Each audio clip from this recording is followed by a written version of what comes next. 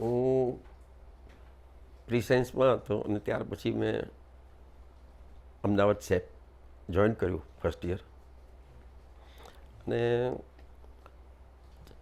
ત્યાં મારો જે કહેવાય તે સત્સંગ બાલકૃષ્ણ જોશી સાહેબ, હસમુભાઈ પટેલ જેવા સ્ટાલવર્ટ, અને તે જમાનામાં તો અમે બિગિનર હતા, વી were in the second batch. અને તે સમયે આઈઆઈએમના બિલ્ડિંગની ડિઝાઇન કરી હતી આપણા લુઈકાન, તેમનું અવારનવાર ત્યાં આવવાનું થતું હતું. તે પણ ત્યાં બબ્બે ચચ્ચરા મહિના રહેતા હતા અમદાવાદ. અને ત્યારે અમારી કોલેજમાં સેપમાં એમને સાંજે દરરોજ બોલાવવામાં આવતા અને અઠવાડિયાનો અમારી સપ્તાહ ચાલતી હતી મોરારી બાપુ જેવી. અને તે બબ્બે કલાક બેસે અને અમે બધા પ્રાંગણમાં જમીન પર બેસીને એમને સાંભળતા હતા. અને એ રીતનો અમારો 4 વર્ષનો સમય તો બહુ જ સુવર્ણમય પ્રસંગ હતો. ત્યાર પછી ટ્રેનિંગનો સમય આવ્યો. મેં આ 4 વર્ષમાં આટલા બધાને સાંભળ્યા ગુરુઓને, પણ બધું અમે નાના બાળકો હતા, તે 20-22 વર્ષના. અને જ્યારે દોશી કંઈ સમજાવે કે જ્યારે લુઈકાન સમજાવે કે the brick talks to me, આ બ્રિક મારી જોડે, આ ઈંટ મારી જોડે વાત કરે છે, ત્યારે અમને ઉપરથી જતું હતું કે આ નિર્જીવ વસ્તુ વાત શું કરે અને આપણે એમાં શું સંભળાય. પણ જ્યારે આટલા વર્ષો પછી જ્યારે પ્રેક્ટિસ કરી, મકાનો બનાવ્યા ને જ્યારે અમે અંદર ગૂંથાયા આર્કિટેક્ચરમાં, સ્થાપત્યમાં, કલામાં, ટેકનોલોજીમાં, આ બધામાં અમે જ્યારે અંદર ઓતપ્રોત થઈને કામ કરતા થયા, છબછબિયા કરતા થયા, ત્યારે અમને ખબર પડી કે આ પાણી વિશેની બધી જે વાતો કરતા હતા એ પાણી એકચ્યુઅલી છે શું. એ છબછબિયા કર્યા ત્યારે ખબર પડી કે આ પાણી જે આપણે પીએ જ છે એની પર તરી પણ શકાય, એની અંદર ડૂબી પણ શકાય, એમાં જીવન પણ છે અને મૃત્યુ પણ છે. તો આ બધું પાણીની મય થવાથી ખબર પડી. તેમ અમે જ્યારે આ ભણ્યા ત્યાર પછી અમે આગળ વધતા ગયા ત્યારે અમને ખબર પડી કે સ્થાપત્ય શું છે, ઈંટ વાત કરે છે. એ ત્યારે ખબર પડી કે જ્યારે અમે અમારા બનાવેલા જે સ્થાપત્યના નમૂના હતા, જેને આપણે કહી શકીએ આપણા બાળકો, અને એ બાળક રડે કે મૂંઝાય એની માને પહેલાં ખબર પડે, દુનિયાના કે પડોશીને ખબર પડે તે પહેલાં. તેમ અમને અમારા બિલ્ડિંગો જોડે વાત કરતાં આવડ્યું. એનું કારણ એટલા મળે કે અમને એક જમાનામાં આવો ડાયલોગ અમે સાંભળ્યો હતો લ્યુકાનના મોડે કે the brick talks to me. અને એમ કરતાં કરતાં 4-4.5 વર્ષ ગયા. અને ત્યાર પછી ટ્રેનિંગનો જેમ બધાને પીરિયડ હોય છે તેમાં અમારે ટ્રેનિંગમાં જવાનું હતું. અને એ 4.5 મહિનાનો ગાળો હોય છે. અને એમાં બધા અમારા જે સહયોગી હતા, વિદ્યાર્થી મિત્રો, એ બધાએ એક જગ્યા જવાનું નક્કી કર્યું. અને મારે સ્ટાઇનને ત્યાં જવાનો વિચાર હતો, પરંતુ તે વિદ્યાર્થીને કંઈક તકલીફ હતી અને તેને કારણે જસ્ટ સ્વિચ ઓવર કર્યું કે સારું તું ત્યાં જા, હું અહીંયા જાઉં. અને જસ્ટ કંઈક હશે, નિર્માણ થયેલું હશે, એમાં પણ કંઈક ભવિષ્ય, એટલે એને ચાર્લ્સને બદલે સ્ટાઇનને ત્યાં જવાનું વિચાર્યું. અને મને કહ્યું કે તું ચાર્લ્સ કોરિયાને ત્યાં જા. અને પછી that's how I went to Charles Correa's office as a trainee. અને ત્યાં ગયા પછી લગભગ પહેલાં એક મહિનામાં જ મેં એટલું બધું ત્યાં જોયું પહેલાં તો કે એની ઓફિસમાં કેવા બધા પ્રોજેક્ટ્સ છે, કેવી રીતે લોકો કામ કરે છે, દરેક પ્રોજેક્ટમાં શું વિશિષ્ટતા છે, શું એની સ્ટાઇલ છે, તે બધા એમના જે ડ્રોઈંગ્સ, ફોટોગ્રાફ્સ જે એમના સ્ટુડિયોમાં, એ બધું જોતાં જોતાં મેં એમને સમજવાની કોશિશ કરી. હવે અમારા ત્યાં સેપમાં એવું હતું કે કંઈ પણ તમે કરો ને, જ્યુરી હોય તો જે વિદ્યાર્થીનું એક્ઝિબિટ કરેલું હોય વર્ક એની પર બધાએ જ બોલવાનું. ફક્ત પ્રોફેસર આવીને ક્રિટિસાઇઝ કરે કે એપ્રિશિએટ કરે એમાં આપણે સંમત થવું જ એવું જરૂરી નહોતું. દરેક વિદ્યાર્થી ક્રિટિસાઇઝ કરી શકે. ઇવન પ્રોફેસરે જેના વખાણ કર્યા હોય તેમાં પણ ભૂલ કરી શકે. અને ભૂલ હોય તો તે વિદ્યાર્થીને બચાવતા હોય તેમ એના માટે પ્લીડ બી કરી શકે, વકીલાત પણ કહી કે નહીં સર આમાં આમ છે, તમે ટ્રાય તો કરો સમજવાની. એટલે અમને આવી એક 4 વર્ષમાં એવી છૂટ મળી ગઈ હતી, એક ટેવ પડી ગઈ હતી કે કંઈ પણ હોય તો તેના પ્લસ હોય ને તો એને માઇનસ કરીને બતાવવું, અને માઇનસ હોય ને તેને પ્લસ કરીને પણ બતાવી શકાય. અને દેટ્સ હાવ ત્યાં હું ગયો તો એક વિદ્યાર્થી હતો, મને કંઈ એવી પડી નહોતી કે મારે પરમાનન્ટ ત્યાં 10-15 વર્ષ રહેવું હતું, કે વિદ્યાર્થી છું, મને ખબર છે કે 4 મહિના પછી ગમે તે એવું સારું કામ કરું કે ન સારું કામ કરું, એક સર્ટિફિકેટ લઈને પાછા કોલેજ જ જવાનું છે. એટલે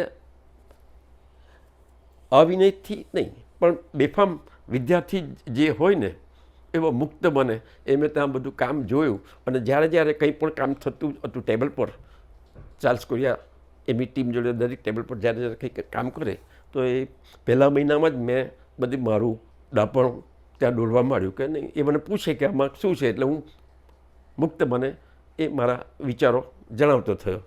અને એક સાચા આર્કિટેક્ટ કે સાચા માણસની આ જ એક લાયકાત હોય છે, ઓળખ હોય છે કે એના કામને, એ જ કક્ષાએ પહોંચેલા આર્કિટેક્ટના કામને એના સ્ટાફના માણસો તો નહીં પણ એક નવો આવેલો વિદ્યાર્થી એની પર જ્યારે કમેન્ટ કરે અને એ કમેન્ટ એને મનગમતી ના હોય છતાં એને સ્વીકારી લીધી, અને એને કારણે એને પહેલા મહિનામાં જ જોયું કે આ તો કંઈક ખરો છોકરો છે, કંઈ લાજ શરમ રાખતો જ નથી, મારી પણ બધી ભૂલો કાઢે છે. અને તેને લીધે એ ખરેખર એક સારો કલાકાર માણસ હતો, અને એણે એની પોતાની કલાને વધારે ઊંચી લઈ જવા માટે એણે મને પસંદ કર્યો કે નહીં, એની વાત સાચી છે. અને આ 2 મહિનાની વાત છે, હું ત્યાં 2 મહિનામાં જોઈન થયો, 6 મે મને બરાબર યાદ છે. અને 4 જૂને મારી બર્થડે, તો એ દરમિયાન જ ત્યાં એને ખબર પડી પેલી પાર્ટી રાખે ઓફિસમાં, અને સ્વીટ્સની ડીશ એના ટેબલ પર ગઈ. એટલે એણે પૂછ્યું કે કોની આજે પાર્ટી છે, ને કે પારેખની છે. એટલે એણે મને અંદર બોલાવ્યો, અને એ દરમિયાન એણે પણ સ્ટડી કર્યો કે આ છોકરો જે કંઈ પણ કરે છે એમાં કર્બુઝિયર, જોશી, આ બધાની છાંટ છે, હસમુખ પટેલ એના કામમાં, એની કમેન્ટમાં. એટલે એણે પણ ચકાસી લીધું કે આની સ્ટ્રીમ કઈ છે. મારી તો કોઈ સ્ટ્રીમ હતી નહીં, કારણ કે હું 4 વર્ષમાં એક નાનો વિદ્યાર્થી હતો, પણ છતાં કંઈક અંદર ઘડાઈ રહ્યું હશે તે એણે ઓળખી લીધું. અને એટલે એણે મને કહ્યું કે oh, it seems you like Correa's work.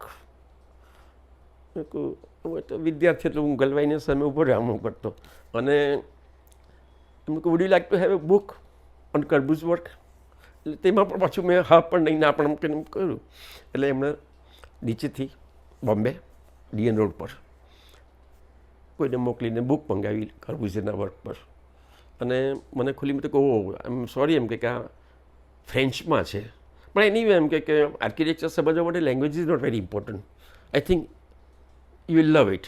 અને પછી એણે મને બર્થડે ગિફ્ટ તરીકે ઉપર એક સેન્ટન્સ લખીને આપ્યું. હવે મારો 28 દિવસનો જેની જોડેનો સહવાસ, અને એમાં એણે મારા માટે ઉપર લખ્યું to Hemendra Parikh who is going to be an excellent architect. હવે આ તો મારે માટે એક નાના અવસ્થા રૂડા એની પર આટલું મોટું અત્તર છાંટી દીધું કે હવે તો મારે આની સુગંધ બતાવવી જ પડશે, પાથરવી જ પડશે જગમાં. અને એણે તો ખરેખર મારા માથા પર એક મોટી જવાબદારી સોંપી દીધી. Now I will have to prove. અને 28 દિવસનું એક મારી પરનું આ સર્ટિફિકેટ એ જિંદગી પર હું લઈને ફર્યો, લટકાવીને નહીં. મારા માથા પર એક ટેન્શન રહી કે હું કંઈ પણ કરું અને કોઈક દિવસ ચાર્લ્સ કોરિયા આવે મારું વર્ક જોવા, સુરતમાં આવે કે ગમે ત્યાં, અને એ કે તે આ કર્યું, હું તારી પાસે કેટલી મોટી અપેક્ષાઓ રાખતો હતો અને તું આ નીકળો. એટલે હું કંઈ પણ વખતે કામ કરતી વખતે જેમ એકલવ્ય દ્રોણાચાર્યને લક્ષ્યમાં રાખીને એનું વિદ્યાનું એ કરતો હતો, તેમ હું હંમેશા મારા ક્લાયન્ટને માટે નહીં, મારા કોઈકને ખુશ કરવા માટે નહીં, પણ મારા ગુરુ ચાર્લ્સ કોરિયા કોઈક દિવસ આવે અને મને થાબડે નહીં તો કંઈ નહીં, પણ થપ્પડ નહીં મારે, એટલું સારું આપણે કરવું. એક એવી કોન્શિયસનેસ મેં ડેવલપ કરી મારામાં. અને પછી તો હું એને ત્યાં બાકીના 2-3 મહિના પણ પૂરા કર્યા. દરેક ટીમ જ્યારે કંઈ પણ કામ કરતી ત્યારે મને બોલાવે ને કે તારું આમાં શું માનવું છે, આમાં શું માનવું છે. અને હું જ પેલું આમાં તો પણ બધું સરસ છે, પણ આગ લાગે તો શું કરશો તમે, આમાં આમ હોય તો તેમ શું કરશો, એ બધી કમેન્ટો કરતો રહેતો હતો. પછી તો થયું કે હું પાછો કોલેજમાં સેપમાં પરત થયો અને ત્યાર પછી અમે તે વખતે જ્યારે પૂજા સેન્ટર દિલ્હીમાં એની પર મેં આવી કંઈ કમેન્ટ કરી હતી કે આગ લાગે તો શું થાય.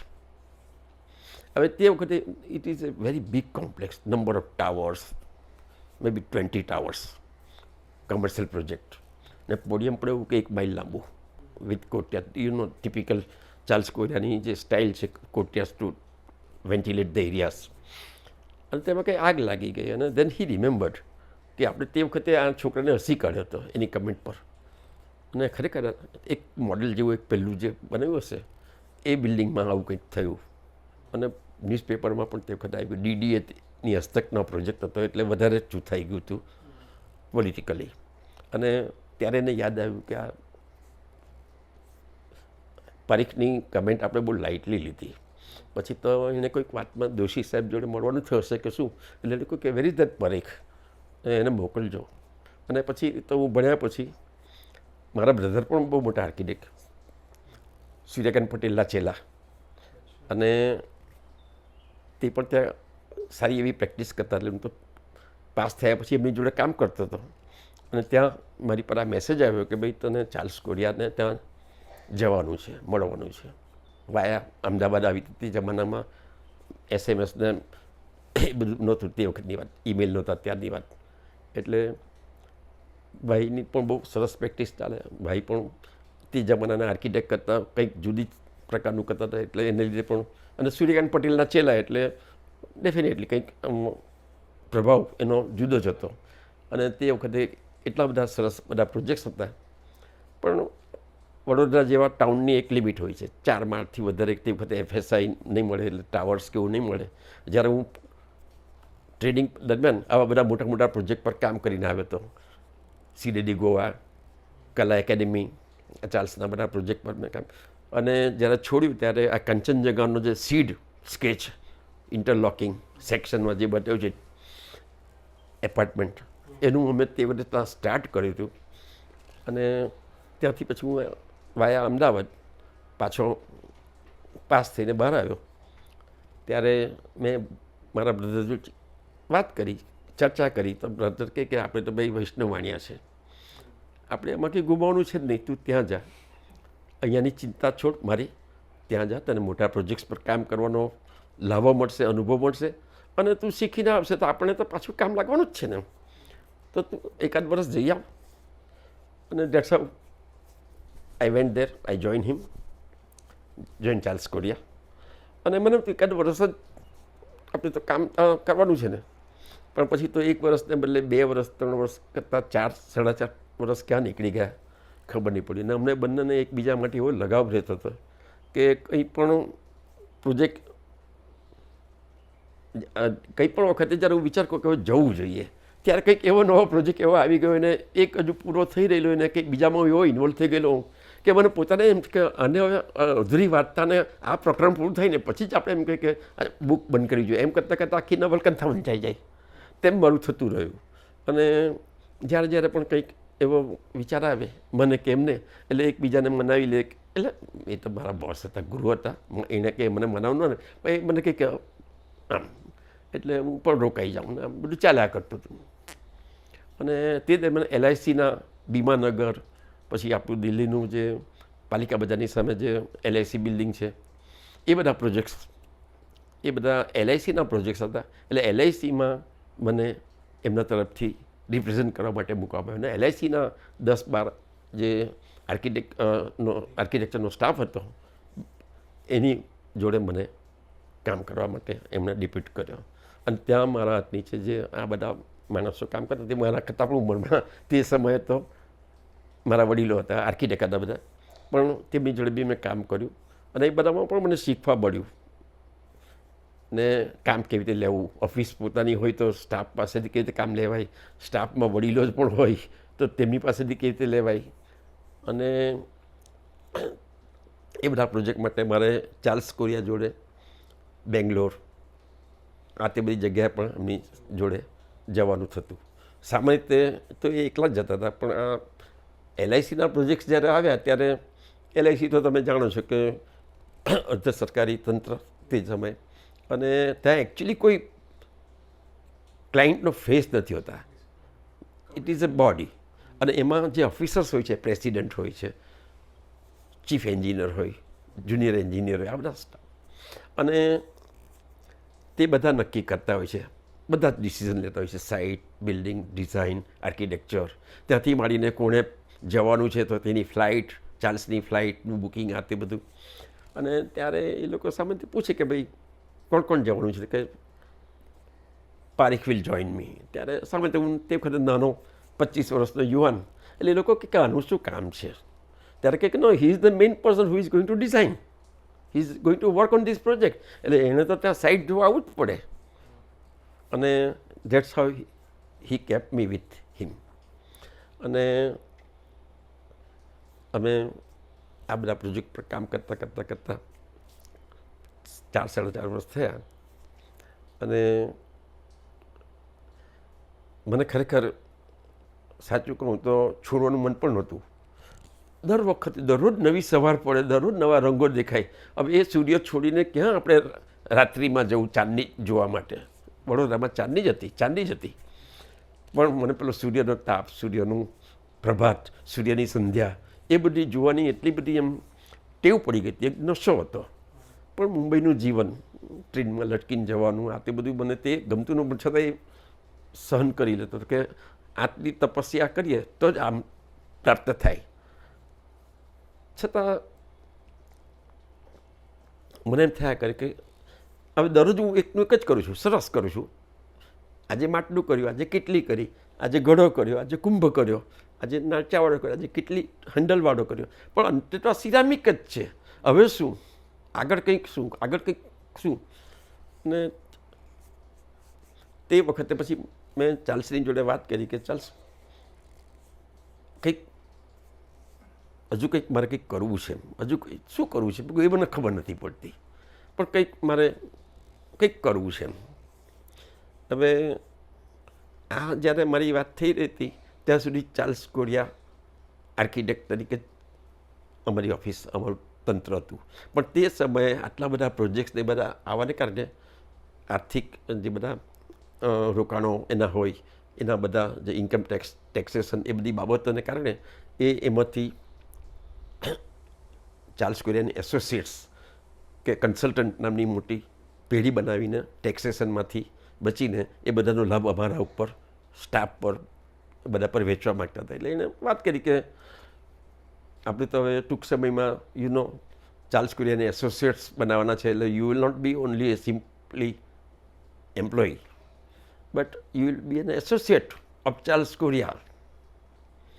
ને એને પછી મને પાછું સમજાવ્યું પણ જે ગણો તે. હું એવું નથી કહેતો કે મારા વગર એમનું અટકી જવાનું હતું, પણ છતાં એણે મને સમજાવવામાં કોઈ કચાશ ના રાખીને કહ્યું કે જો આ અહીંયા તને જે ફ્રીડમ છે, અહીંયા જે રીતનું ક્લાયન્ટેલ છે, અહીંયા જે રીતની ડિઝાઇનો થાય છે, અહીંયા ડ્રોઈંગ બોર્ડ નાનું પડે એટલા મોટા પ્રોજેક્ટ્સ આવે છે. તો once you leave this office, once you leave this field, કે જેને કહેવાય ને કે તમે ફૂટબોલનું મેદાન છોડીને તમે ટેબલ પર પછી ચેસ રમવામાં પડી જશો. ઘોડો અહીંયાથી આમ હટાવું કે તેમ હટાવું, તો આ તો મોટું યુદ્ધનું મેદાન છે, એમાં રિયલ ઘોડા રમવાના તને મળે છે ને બધું, તું ચેસ રમવા ક્યાં જાય છે?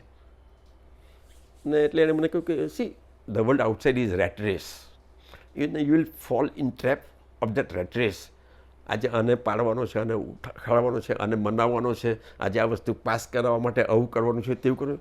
ક્લાયન્ટ નથી મળતા તો તેને માટે શું કરવું પડે છે? આ બધામાં તું એવો ગૂંચવાઈ જશે કે તારું રિયલ જે ટેલેન્ટ છે, જે આર્કિટેક્ચર માટેની જે તારી એ છે તરસ, એ તરસ જ તારી મટી જશે. પાણી શોધવામાં તને તરસ મટી જશે, જ્યારે પાણી મળશે ત્યારે તારી પાસે તરસ ના હશે. એટલે એણે આ બધી વાત કરી કે C, we are going to make a big institution, Charles Korean Associates. You will be one day known as Associate Architect of Charles Korea. અને ખબર નહીં મને તું તે વખતે શું સૂઝ્યું, તો મેં એમ ઇન્સ્ટન્ટલી કહી દીધું કે સી ચાર્લ્સ,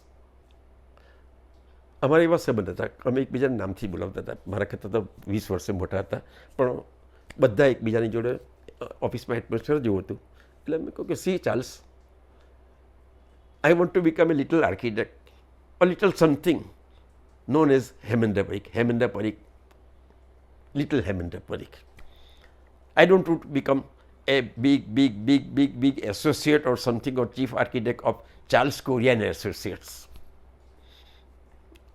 બોલો માણસ આટલે એક જ વાક્યમાં સમજી ગયા કે okay now I can stop you go. અને આ કોઇન્સિડન્ટલી આ ઓક્ટોબર મહિનો ચાલે છે, નવરાત્રિના દિવસો છે. જોવાની વાત એ છે આજે ગુરુવાર છે, આપણે ગુરુની વાત કરી રહેલા છે, અને આજે નવરાત્રિનો 8મો દિવસ, આઠમ નવરાત્રિનો પણ એકદમ મહાપર્વ જો ગણો તો આજે નવરાત્રિનો 8મ છે, ગુરુવાર છે, ચાર્લ્સ કોરિયાના સ્મરણો. આનાથી મોટો દિવસ, મોટો ઉત્સવ, મોટો પર્વ અને મોટું ટ્રિબ્યુટ કે શ્રદ્ધાંજલિ જે કહો તે આ જ છે. અને આ જ દિવસો હતા તે વખતે મને થોડું ઘણું યાદ છે. પણ હું અહીંયા ડિસેમ્બરમાં આવ્યો તે પહેલાં નવેમ્બર ઓક્ટોબરમાં આ બધું બંધન ચાલતું હતું ને તે વખતે આ બધી મારો આ જ સમય દરમિયાન આ બધી વાતો ચાલતી હતી ને પછી નક્કી કરવામાં આવ્યું કે સારું તું જાય. એટલે પણ આ મહિનો એમ કે તું આ બધું કામ છે એ તો સ્વાભાવિક છે, એટલે હું પતાવી દઈશું. અને નવેમ્બરમાં એ બધું મેં કામ પતાવ્યું. અને ડિસેમ્બરના મિડલમાં 12મી ડિસેમ્બર મને યાદ છે કે અહીં આવડું નક્કી કર્યું 12/12. અને 24/12 મેં આખું મારું ફેમિલી ઘર શિફ્ટ કરી દીધું અને 24મીએ હું સુરત આવ્યો. હવે સુરત તે વખતે 1-2 પ્રોજેક્ટ એવા મારા બ્રધરને મળ્યા હતા, પણ તે કેવા હતા કે 100 બેડની હોસ્પિટલ, આપણે સુરતમાં લોખાત હોસ્પિટલ છે એ તે વખતે અમારી પાસે આવી હતી. ને તમે તે વખતે મારા બ્રધર ચિત્તરંજન પરીખ એ સિલ્ક હાઉસ નામનું ચોક બજારમાં બિલ્ડિંગ છે, તમે જોશો તો તે જમાનામાં કંઈક નોવેલ્ટી કહી શકાય એટલું મલ્ટીપર્પઝ. નીચે કમર્શિયલ શોપ્સ છે, ઉપર ઓફિસીસ છે, ને ઉપર પેન્ટ હાઉસ છે, 4 ભાઈઓના ગાર્ડન છે. તે વખતે 100x60નો એવું બધું વર્ક ચાલી રહેલું હતું, અંડર કન્સ્ટ્રક્શન. એટલે અહીંયા આવીને જે કામ ચાલુ છે એની પર સુપરવિઝન કરવાનું અને જે લોખાત હોસ્પિટલ છે એની ડિઝાઇન કરવાની. અને પહેલાંમાં પહેલું કામ મેં હેન્ડલ કર્યું તો 100 બેડ હોસ્પિટલ ડિઝાઇન કરી અને તે ગમી ગઈ અને અમે તેની પર કર્યું. અને ત્યાર પછી તો એક પછી એક ઘણા બધા કામ કરતા ગયા. અને 75ની 1 જાન્યુઆરીએ આ લોખાત હોસ્પિટલનું ખાતમુહૂર્ત થયું હતું.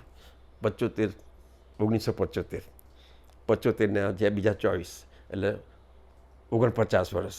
49 વર્ષ ક્યાં નીકળી ગયા મને ખબર નથી. અને હજુ એમ લાગે આ બધું ગઈકાલે. અને જ્યારે પણ હું ઓફિસમાં જાઉં, કોઈ ક્લાયન્ટ હોય, જૂના ક્લાયન્ટ આવે ને કે મારે આ ડ્રોઈંગ જોઈએ છે કે મારે આમ જોઈએ છે, એટલે બધું કઢાવું. તે વખતે આવું બધું કમ્પ્યુટર નહોતું કે ક્લિક કરો ને એ ડ્રોઈંગ આવે. રોલ હોય, ટ્રેસિંગ રોલ્સ હોય, ફાઇલો હોય, બ્લુ પ્રિન્ટ્સ હોય, એમોનિયા પ્રિન્ટ્સ હોય, એ બધું કાઢવાનું. એટલે એક ફાઇલ કાઢવા માટે બીજી 50 ફાઇલ શોધવી પડે. આ નહીં કરતાં એક રાઈટ ફાઇલ જડે. પણ એક ફાઇલ જડે ને તે પહેલાં 49 ફાઇલ જ્યારે ખોલીએ ને ત્યારે એમ થાય કે આ ડ્રોઈંગ, આ પ્રોજેક્ટ, આ સાઇટ આવી હતી, આ આવું. અને ત્યારે બંને પ્રકારની લાગણીઓ થાય. આનંદ થાય કે કેટલો સરસ પ્રોજેક્ટ. જસ્ટ મા બાળકને જુએ ને ત્યારે એમ થાય, મિક્સ લાગણી થાય કે ઓહો કેવો રમાડતા હતા અને આ કેટલો મોટો થઈ ગયો ને દઢી ને વાળ ને આને તેને પહેલાં તો આવડો હતો ને કેવો મલગુબ્બા જેવો થઈ ગયો, એવી પણ લાગણી થાય. અને કોઈક વાર ઊંધી પણ થાય કે કેટલો ફાઇન એને તૈયાર કરીને મોકલતા હતા, કેટલું ખવડાવતા હતા, બિચારો કામ કરીને કેવો સુકાઈ ગયો છે. માને બંને લાગણી થાય. એટલે ઘણીવાર ફાઇલો ખોલીએ ને ત્યારે એમ થાય મિશ્ર લાગણી. બહુ આનંદ થાય કોઈ વખત કે કેવા સરસ દિવસો હતા. એ કોઈક વાર એમ પણ થાય કે કેવા દિવસોમાંથી પસાર થવું પડ્યું. આ વાક્ય એક જ છે પણ લાગણી આખી જુદી. પણ એમ કરતાં કામ કરતા ગયા, સુધરતા ગયા પોતાની જાતને અને શૈલીને. અને શૈલી કોઈ નક્કી નહોતી કે મારે આમ જ કરું, પણ દરેક કલાકારની એક શૈલી આપોઆપ ઘડાતી હોય છે, નિખરતી હોય છે. જેમ કે અમુક ગીત તમે સાંભળો રેડિયો પર એટલે તમને ખબર પડી જાય કે આ નવસારનું જોઈ શકે, કારણ કે એના અમુક સિગ્નેચર ટ્યુન આવે છે. તે રીતે અમુક કલાકારનું પણ ચિત્ર જુઓ ને તો તમને ખબર ઇનહરન્ટ ક્વોલિટી તમારામાં એક હોય છે. અમુક રંગો પરથી જ નહીં, અમુક લસરકા પરથી નહીં, પણ તમને અમુક એના પરથી ખ્યાલ આવી જાય કે આ વાનગોનું છે, આ પિકાસોનું છે. તો પેઇન્ટિંગમાં પણ એવું હોય છે, સૂરમાં પણ એવું હોય છે. તેમ કામ કરતો ગયો ઘણીવાર કોઈ કહેતા કે આ ચાર્લ્સ કોરિયા જેવું બધું તું કરે છે, ત્યારે હું બદલી કરતો હતો કે આ ક્યાં, ત્યારે કે આ બધું દોષી જેવું કરે છે. પણ મારામાં ચાર મોટા 5 કહી શકું સ્ટલવર્ટ્સ એ કંઈક ને કંઈક અર્ક નાખ્યા હતા, ટીપા નાખ્યા હતા, અને એમાંથી જે મીઠાઈ બનીને એટલે એક આ ખૂણો ચાખો તો તમને લાગે આમાં કેસર છે, ને આ બાજુ ચાખો તો તમને પિસ્તા દેખાય, આ બાજુ ચાખો તો ચારોળી દેખાય, પણ હતું બધું એ લોકોનું જ આપણું. એટલે તમે જુઓ તો હું મારી જાતને બહુ ભાગ્યશાળી સમજું છું. દોશી સાહેબ, હસમુખ પટેલ, લુઈકાન પણ ગુરુ તો કહી શકાય, એમને સાંભળતા હતા અમે 6 મહિના સુધી, દર વર્ષે આવે આ બધું. ચિત્તરંજન પરીખ, ચાર્લ્સ કોરિયા, 5 ગુરુ મળ્યા. અને દોશીના કોલેજમાં ભણ્યા એટલા માટે ગુરુ નહીં, દોશી સાહેબને ત્યાં કોલેજ પત્યા પછી અમે 2-3 કલાક કામ કરવા જતા હતા, ટ્રેની તરીકે નહીં, એમના સ્ટાફ તરીકે. 3:30-4 વાગે કોલેજ પૂરી થાય પછી એમને ત્યાં જવાનું, 4 થી 7 એમના બધા પ્રોજેક્ટ પ્રમાણે ડ્રોઈંગ બનાવતા હતા, પર્સપેક્ટિવ બનાવતા હતા, સ્કેચ બનાવતા હતા. હું પર્સપેક્ટિવમાં જરા વધારે પડતો માહિર હતો. કોલેજમાં મારા કરતાં સિનિયર જે સ્ટુડન્ટ હોય તે પણ એમના પ્રોજેક્ટનું કે ભાઈ અમને ખબર નથી એલિવેશન કે આ કે કંઈ નહીં, આ બધું પ્લાન સેક્શન બધું કાલે સબમિટ કરવાનું છે, તો એક બનાવી કાઢને. તો એમના પ્લાન સેક્શન પછી એ લોકોએ નહીં વિચાર્યું ને એવા બધા હું પર્સપેક્ટિવ બનીને આપતો હતો કે અમારું બિનિંગ આટલું સરસ લાગશે, વી નેવર થોટ. ને પર્સપેક્ટિવ પણ મારા એટલા બધા ફોટોજેનિક આવતા હતા કે તમને લાગે ને કે આ પર્સપેક્ટિવ ગ્રાફિકલી દોરેલું છે, તમને એમ જ લાગે કે આ કોઈ બિલ્ડિંગનું ચિત્ર છે કે એનો સ્કેચ છે. એ બધી મારામાં ઇનહરન્ટ ક્વોલિટી હતી ને આ બધું થતું રહ્યું.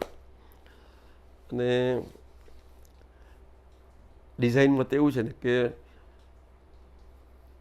તમારો ક્લાયન્ટ, તમારી સાઇટ, તમારા લિમિટેશન્સ, મર્યાદાઓ, ફિઝિકલ લિમિટેશન્સ ઘણીવાર કે નાની જગ્યામાં કરવાનું છે, નાની ગલીમાં કરવાનું છે કે મોટા એમાં કરવાનું છે, તે મટીરિયલ તો બધું જ હવે આ એરિયામાં ઈંટ તો બધે જ મળે, પણ અમુક જગ્યાએ ઈંટ એટલી ખરાબ મળતી હોય કે તમારે ભરૂચથી મંગાવવી પડે કે વાસદથી મંગાવવી પડે. તો આ બધું પણ તેમ કરતાં જ્યારે મર્યાદાઓ આવીને, જ્યારે લિમિટેશન્સ આવ્યા ને ત્યારે ઉલટું વધારે સારું માખણ નીકળ્યું.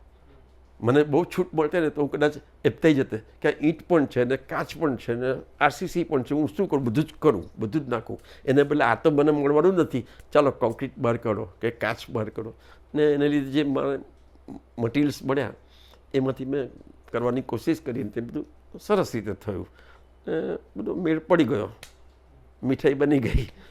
ચાખનારાએ પછી નક્કી કર્યું કે આ શું હતું. પણ હું સાચું કહું તો મેં કહ્યું તેમ કે કંઈ પણ કામ કરતી વખતે ક્લાયન્ટને તો હંમેશા ધ્યાનમાં રાખવું જ પડે કે એને જોઈએ છે એટલે એને કેવું આપવાનું છે, એને શું મળવું જોઈએ તે તો આપણે આપવાનું છે, પણ એને કેવું લાગશે એનો મેં બહુ વિચાર કે પરવા કર્યા નથી કે હું આવું બનાવું છું તો એ થઈ જશે ને ના પાડી દેશે. તો મેં બનાવ્યું જ છે. અને તેમાં ફક્ત એક જ વસ્તુ મેં ધ્યાન રાખ્યું, હું મારી જાતને વફાદાર રહ્યો છું. અને મેં પેલું કહ્યું તેમ કે ચાર્લ્સ કોરિયા મારા દ્રોણ આવશે તો મારો અંગૂઠો.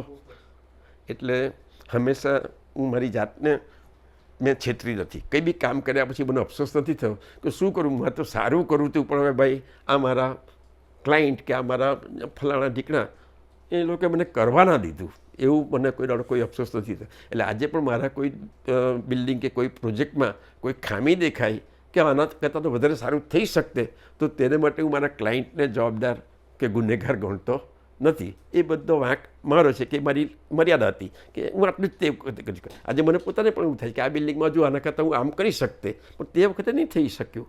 એની કોઈ મર્યાદા હતી, સમયની મર્યાદા હતી, કમર્શિયલ વાતાવરણ હતું. ચાર્લ્સને એવું કમર્શિયલ વાતાવરણ નહોતું. ચાર્લ્સને કોઈક ઇકોનોમિક કન્સન્ટ્રેટ હતા કે આટલા કરોડમાં જ પ્રોજેક્ટ થવો જોઈએ.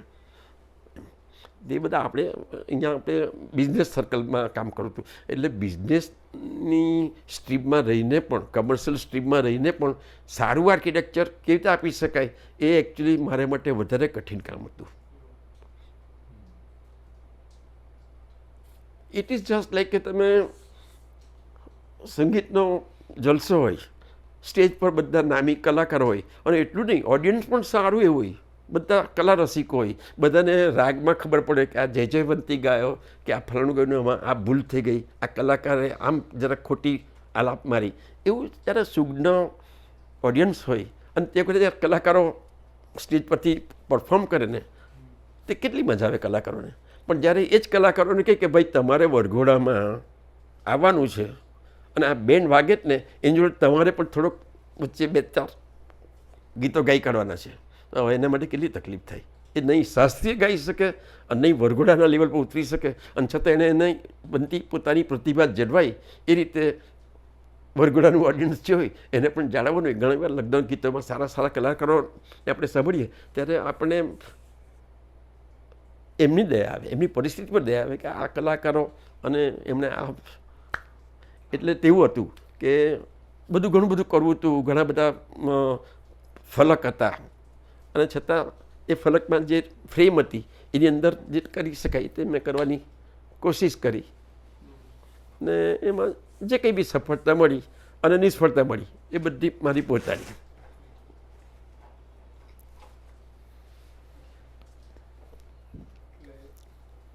સરસ હતું એકદમ. એટલે ફ્રોમ ધ બિગિનિંગ સ્ટાર્ટિંગમાં યુનિકાર્ન એન્ડ ધીરે ધીરે આપે જે વાત કરી કે કેવી રીતે આપ એક ફ્લો કહી શકાય કે કોન્શિયસ કોઈ દિવસ ના થયા કે હું કોણ છું, બટ રિસ્પોન્સિબિલિટી એન્ડ ડ્યુટીઝ એક પોતે જ વહેતી ગઈ, અને એવી રીતે આપને એવા બધા સ્ટોલવર્ડ્સ લોકો મળતા ગયા, and that's why you have a work of body which is reflecting that. And interesting. And then you હું તો ખરેખર મારી જાતને ખરેખર રીતે જ નસીબદાર છું, નસીબદાર ગણું છું કે મેં કલ્પના નથી કરી. હું જે રસ્તે ચાલતો ગયો ત્યાં જે કંઈ રેલવે સ્ટેશન આવ્યા તે મને ખબર જ નહોતી કે આટલા ભવ્ય આ સ્ટેશન્સ છે, આ આગ્રા છે જે તાજમહલ લીધે ફેમસ છે, કે આ દિલ્હી છે. હું તો ચાલતો ગયો અને વટાવતો ગયો, અને પછી મને ખબર પડી કે ઓહો, તેમ જે લોકોને મળતો ગયો ને ત્યારે મને ખબર પણ નહોતી કર્બુઝિયર ને દોશી સાહેબ ને લ્યુકાન ને આ બધા કેવા તે વખતે જ હતા મહાન, પણ ભવિષ્યમાં આટલા મોટા આઇકોન બની જશે અને તેના હાથ નીચે ભણવાનો અમને લાવવા મળ્યો છે એમ કહેતા અમારી છાતી ફાટફાટ થશે, એવું તો તે વખતે પણ કલ્પના નહોતી.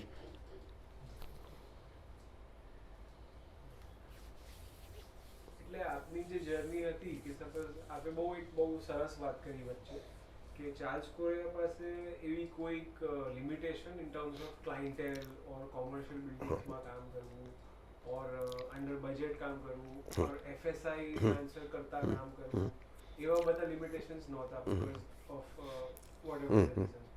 અને આપણે જ્યારે જેમ પણ તમે આપણે બહુ સારો એક્ઝામ્પલ આપ્યો કે આ પેલો ઘોડાના દોડવાનું મેદાન છે ને હવે ચેસ બોર્ડ છે, તો ચેસ બોર્ડની જે આ પેલું યુદ્ધના મેદાનમાંથી ચેસ બોર્ડ ઉપર ચેસ બોર્ડ છે, તો ચેસ બોર્ડના જે લિમિટેશન્સ છે, બટ આવ અમારે એ જાણવું છે કે લોકો જે છે કે suppose year business sort of a builder જે છે કે કોમર્શિયલ ઇન્ટરેસ્ટ હોય એમને, કે સિટીમાં કોઈ પ્રાઇવેટ હાઉસ હોય એને કોમર્શિયલ ઇન્ટરેસ્ટ હોય કે એને પોતાની એક લિમિટેશન હોય, એ બધા નેવિગેશનમાં અને આપના જે આખું ઘડતર જે છે એ બંનેનું મેળ, એટલે on the paper on drawing A convincing power અને એના વિશે કંઈક કહી શકો? હવે તમને કહું તો હું પોતે વૈષ્ણવ વણિક છું, જોકે એ બધામાં હું કંઈ બહુ વધારે પડતી એ રીતે એને એ કરવા નથી માગતો, પણ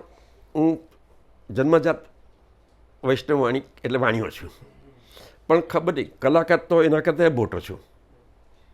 અને અહીંયા મેં જોયું કે કમર્શિયલ આસ્પેક્ટ જ્યારે આવે ત્યારે તમારે શું જોવાનું હોય, આનો ધંધો, એનો પ્રોફિટ, એનો કમર્શિયલ આસ્પેક્ટ આ જ હોય છે કે ભાઈ તમે જે બનાવો તે બનાવો, મને બહુ મોંઘું નહીં પડવું જોઈએ, મને બહુ અઘરું નહીં પડવું જોઈએ. તમે મને આઈડિયા લાવો પણ એ કન્સ્ટ્રક્ટ કરવા માટે મારે કોઈ સ્પેશિયલ ટેકનિક કે માણસો લાવવા પડે એવું નહીં બતાવતા. ચીલા ચાલુ મટીરિયલ, ચીલા ચાલુ કોન્ટ્રાક્ટર, ચીલા ચાલુ માણસોથી થઈ શકે એવું તમારો કંઈ પણ કિમી હોવો જોઈએ. બાકી મને એમાં પડી નથી. મને મારો પ્રોફિટ શું છે એ પહેલાં સમજાવી દો. That is FSI.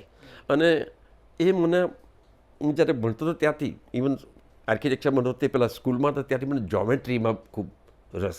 અને જોમેટ્રીમાં હું એટલો બધો રત હતો કે ઇવન જ્યારે FSI ને બધું ગણવાનું ત્યારે એક જ ચોરસમાં જે પેરીફરી, ધારો કે એક નિયમ હતો કે ભાઈ આટલો તમારું બિલ્ડિંગ હોય તો આટલી પેરીફરીમાં આટલા ટકા તમને બાલ્કની મળે.